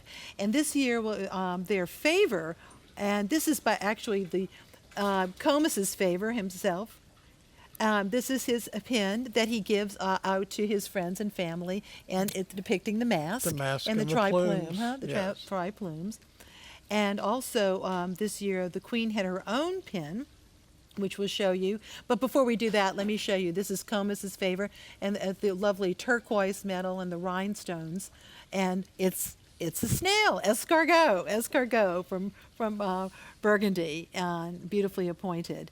And as we said, the Queen's pin, she had her own pin, and there's the A for Avery, and also a V is incorporated in that because symbolizing 5 generations that her family has been involved with the meeting of the courts and Rex and Comus. Very nicely done. And now, though, let's take a moment to thank those who made tonight's broadcast possible. Funding for the 2017 Rex Ball and the meeting of the courts of Rex and Comus is made possible through generous community support. Streetcars rolling down the tracks and Iberia Bank, both are part of today's New Orleans landscape. We believe in making our community better by giving back through charitable, educational, and cultural efforts that enhance our city, such as this broadcast on WIS. The Gustav Westphal McElhenney Family Foundation supports the renewal of New Orleans and the ongoing process of transforming our city's schools. Rex organization volunteers and the Pro Bono Publico Foundation are helping assure that every child in New Orleans can attend an excellent school. Brennan's Restaurant offers Chef Slade Rushing's modern interpretations of classic Creole cuisine served in Brennan's elegant dining rooms, roost bar, and courtyard. Brennan's, over 70 years in the French Quarter. 417 Royal Street. Support is provided by the law firm of Jones Walker, established in 1937 with offices throughout the U.S., providing a comprehensive range of legal services to a wide range of local, regional, national, and international client base. Online at joneswalker.com. The Rex Ball and the meeting of the courts of Rex and Comus is also brought to you by Riley Foods and French Market Coffee. For over 125 years, French Market Coffee has brought you all the flavor of New Orleans in a cup. We don't just do business here, we live here. We grew up with the Gulf South, and we understand the unique opportunities and rich promise it offers. Whitney Bank is dedicated to helping our clients realize their full potential of their investment in the future of our region. Global Star Satellite Communications, headquartered in Covington, Louisiana, connects the world. Global Star's products include Wi-Fi hotspots, tracking devices, and fixed and mobile phones. Be bold, be efficient, be heard. Global Star. Christwood, a retirement destination located in St. Tammany Parish, features cottages and apartment homes along with the assurance of quality health care. Personal tours are available. The New Orleans Tourism Marketing Corporation wishes visitors and citizens a happy Mardi Gras and a great year ahead. New Orleans visitor information available at followyournola.com. Support comes from Emmett Dupas, Wealth Management Advisor at Northwestern Mutual, specializing in finding solutions to help companies and their employees reach their financial goals. Chaff McCall, proud to celebrate Carnival and honor the monarchs of Mardi Gras and the tradition of service before self. Poydras Home, independent living, assisted living, and nursing care in the heart of Uptown for 200 years. And now here's our third and final Carnival quiz question.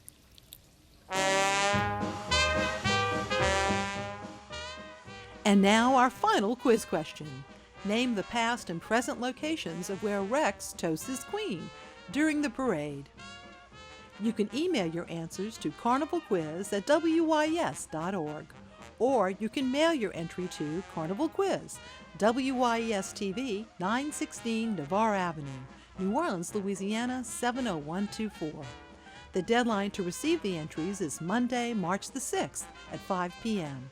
The entries must contain the correct answers to all 3 questions. 1 entry per person, please. Those entries will be put into a drawing, and the winners will be announced on WYS Steppin' Out program on Friday, March 10th at 7:30 p.m. and 11 p.m. The names of the winners will be posted on WYS's website, wys.org, the following Monday. We also welcome your comments about tonight's broadcast. Once again, email us at carnivalquiz@wys.org. Good luck on the Carnival Quiz.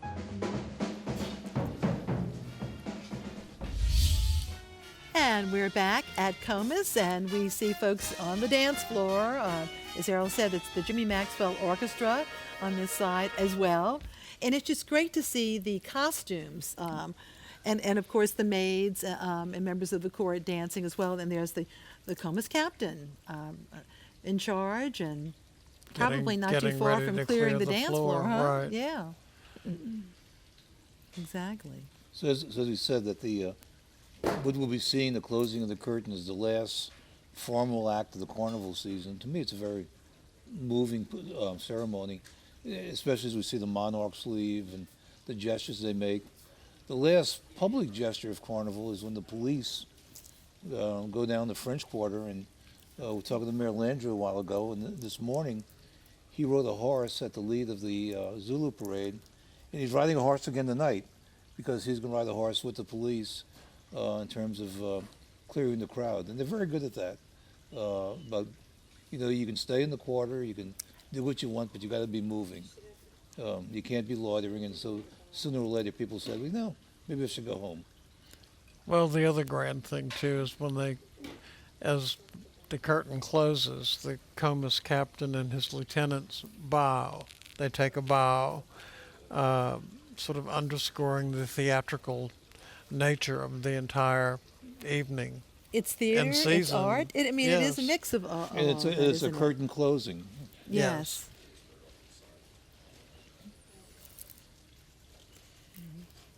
Which reminds us, Henri, what we know is that the very first Rex, that his costume they had to borrow from a theater from Lawrence. Richard III, was it?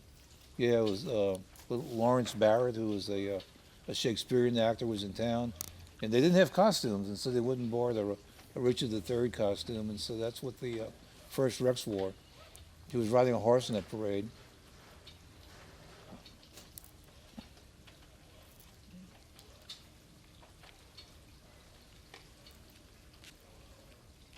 So they're preparing for Carnival's closing moments here.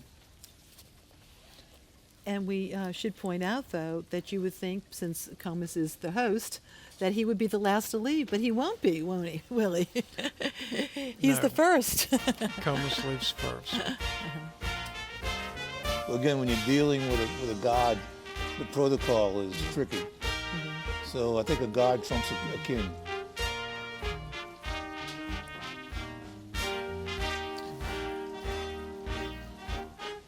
That's right. A god was, Speaking of rituals, we always hear about the queen saying after their breakfast they go to F&M patio, which is really probably the closing ritual. But last year's king, Mike Kearney, said he went to F&M too. He did? Oh, that's a scoop. So I've never heard of the king actually going. I always thought it was like the queens and their entourages. But at that time, it's Ash Wednesday. And some of the young ladies actually have to go back to school the next day. I mean, I've next morning, yes. Yeah, I've talked to queens who like, oh no, I had to get on Lady the plane. Langenstein was one who was. But here the Comus queen says she's going to F&M. So. Yeah. Well, here we have, once again, one of the most beautiful scenes of the historic carnival. And they're about to depart, though. Rex and his queen, Dr. Stephen Hales and Eugenie, and the man in charge, the Comus captain.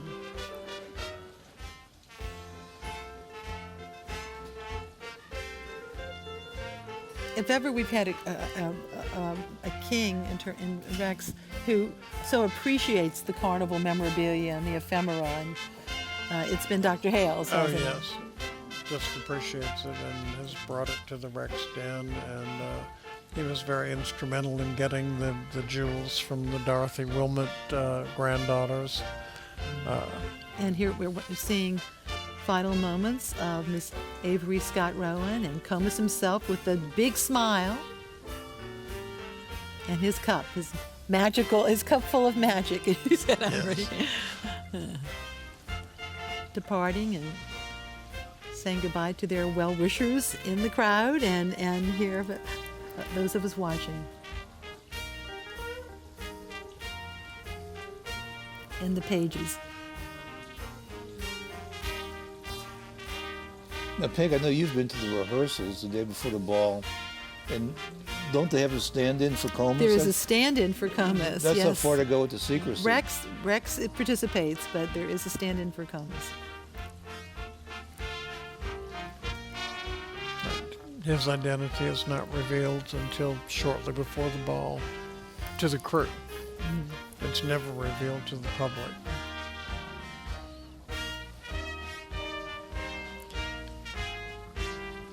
And actually, the early Rexes were not announced Mardi Gras morning, but on Ash Wednesday. It was the following day that the king and the queen were revealed. So even though that Rex wasn't masked, there was still that element of mystery.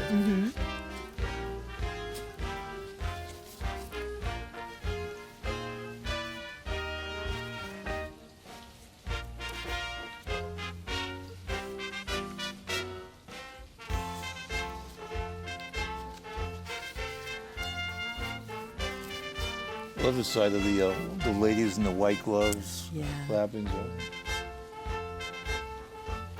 The house is full because you also have family members from the Rex Court too there, who come over from the other side. Oh, look at that! Oh, it's a nice hug. Oh.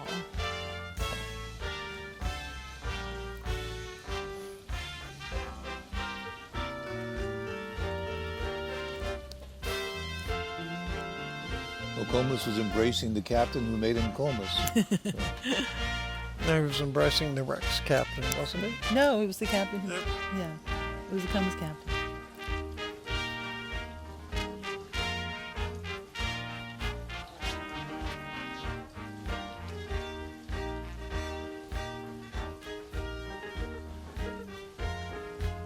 Now, traditionally, and we'll see if this tradition continues forth, the departure of Rex is usually kind of connoted by kind of a special goodbye. We'll see if that happens tonight. Not always. No, but at least lately. Okay, tradition lately. Well, let's see. No, not always, but quite a few years.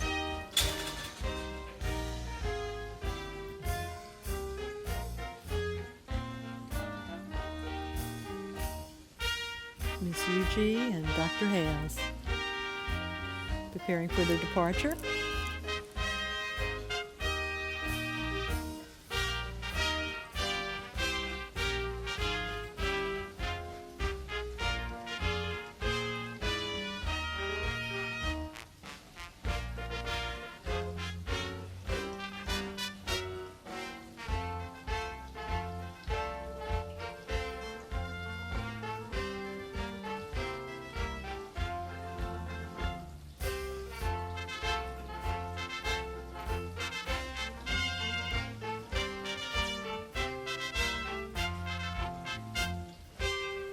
Her dad, Mr. Yuji, who we interviewed earlier.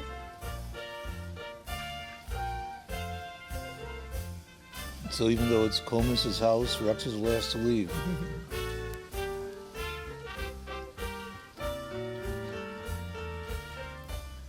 And this year's Rex was blonde. That's not always the case. Oh, It's a little bit lighter. almost always. I've seen some dark-haired ones too. I think the last one was Bill Grace, which was... Here we go. Let's see.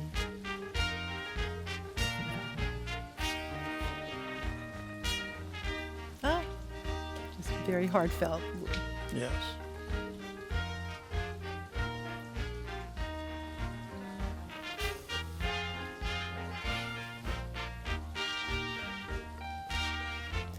And now the two captains. There's the Rex captain and the Comus captain. The real highlight of the evening, them shaking hands and showing the goodwill between the organizations. And taking his place in the line, right, Air? And here come the lieutenants.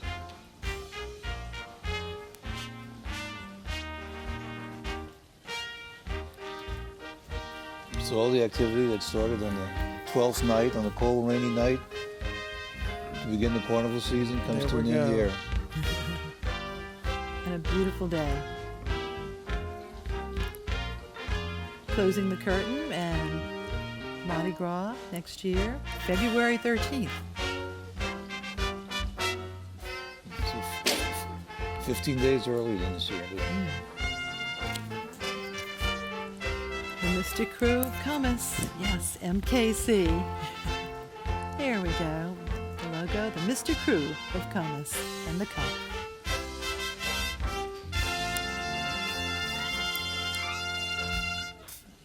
And just a reminder that a copy of tonight's broadcast will be available by calling 504-486-5511 or going online to WYS's online store at WYS.org. The price of the DVD is $34.95, and that includes shipping and handling. By the way, our broadcast will be repeated in its entirety immediately following the completion of this broadcast. Thanks so much to our own crew this evening. Jim Moriarty, our executive producer, Barbara Sillery, our producer, our director, Will Morrow, our chief engineer, Fred Barrett, associate producers, Ashley Richard and Kelsey Schreiber, video editor, Larry Russery, stage manager, Brooke Adams, and our production assistants, Sharon Snowdy and Estelle DeVergis. And special thanks to the School of Design as well as the Mystic Crew of Comus. Thank you, Errol. Thank you, Henri. Thank you for pinch hitting. You did a great job. Thank you. And thank you all.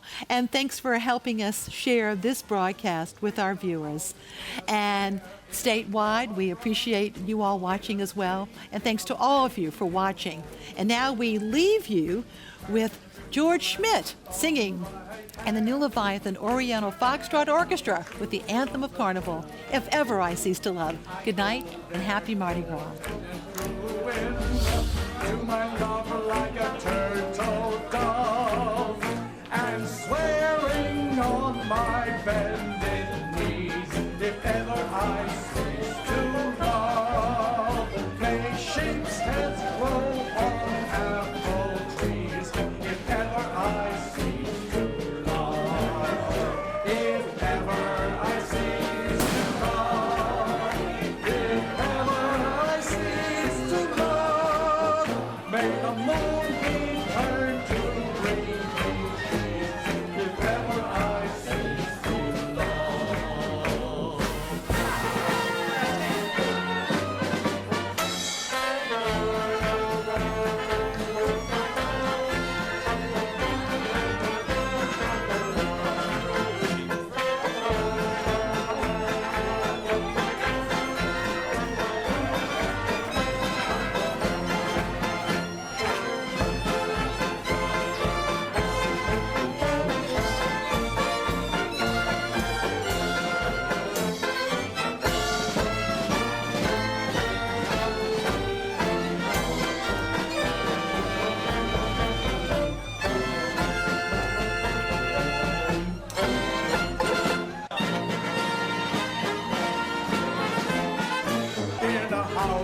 a square, in a quadrant, in a street, in a lane, in a road.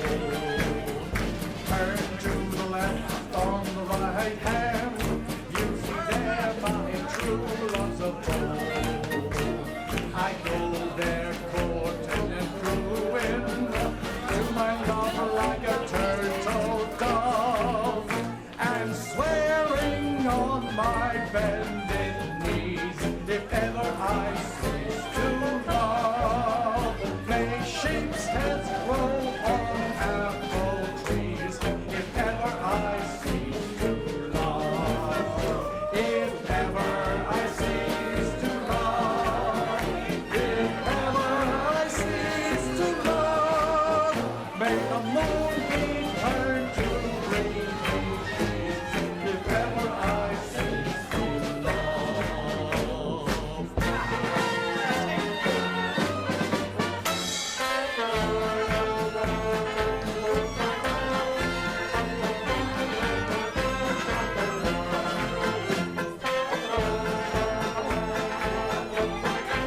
Funding for the 2017 Rex Ball and the meeting of the courts of Rex and Comus is made possible through generous community support. Streetcars rolling down the tracks and Iberia Bank both are part of today's New Orleans landscape. We believe in making our community better by giving back through charitable, educational, and cultural efforts that enhance our city, such as this broadcast on WIS. The Gustav Westphal McElhenney Family Foundation supports the renewal of New Orleans and the ongoing process of transforming our city's schools. Rex organization volunteers and the Pro Bono Publico Foundation are helping assure that every child in New Orleans can attend an excellent school. Brennan's Restaurant offers Chef Slade Rushing's modern interpretations of classic Creole cuisine served in Brennan's elegant dining rooms, Roost Bar, and Courtyard. Brennan's, over 70 years in the French Quarter. 417 Royal Street. Fidelity Bank, as New Orleans as king cake, parades, beads, doubloons, and the families that get together to celebrate them all. Serving this community since 1908. Hail Rex, hail Comus, happy Mardi Gras. Support is provided by the law firm of Jones Walker, established in 1937 with offices throughout the U.S., providing a comprehensive range of legal services to a wide range of local, regional, national, and international client base. Online at joneswalker.com. The Rex Ball and the meeting of the courts of Rex and Comus is also brought to you by Riley Foods and French Market Coffee. For over 125 years, French Market Coffee has brought you all the flavor of New Orleans in a cup. We don't just do business here, we live here. We grew up with the Gulf South, and we understand the unique opportunities and rich promise it offers. Whitney Bank is dedicated to helping our clients realize their full potential of their investment in the future of our region. Global Stars Satellite Communications, headquartered in Covington, Louisiana, connects the world. Global Stars products include Wi-Fi hotspots, tracking devices, and fixed and mobile phones. Be bold, be efficient, be heard. Global Star. Christwood, a retirement destination located in St. Tammany Parish, features cottages and apartment homes along with the assurance of quality health care. Personal tours are available.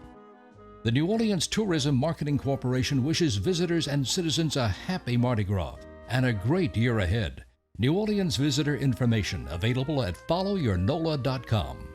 Support comes from Emmett Dupas, Wealth Management Advisor at Northwestern Mutual, specializing in finding solutions to help companies and their employees reach their financial goals. Adler's, honored to be part of New Orleans traditions since 1898. Support comes from Baker Donaldson, lawyers and advisors proud to serve the business community and support local programming. Schaff McCall, proud to celebrate Carnival and honor the monarchs of Mardi Gras and the tradition of service before self. Poydras Home, independent living, assisted living, and nursing care in the heart of Uptown for 200 years. This program is sponsored in part by a donation honoring the Pro Bono Publico Foundation's work in support of excellent schools for all New Orleans children. Additional support by Bellwether Technology, the law firm of Adams and Reese, Jonathan C. McCall, Mignon Faget, Robert Fresh Market, and J. Edgar Monroe Foundation.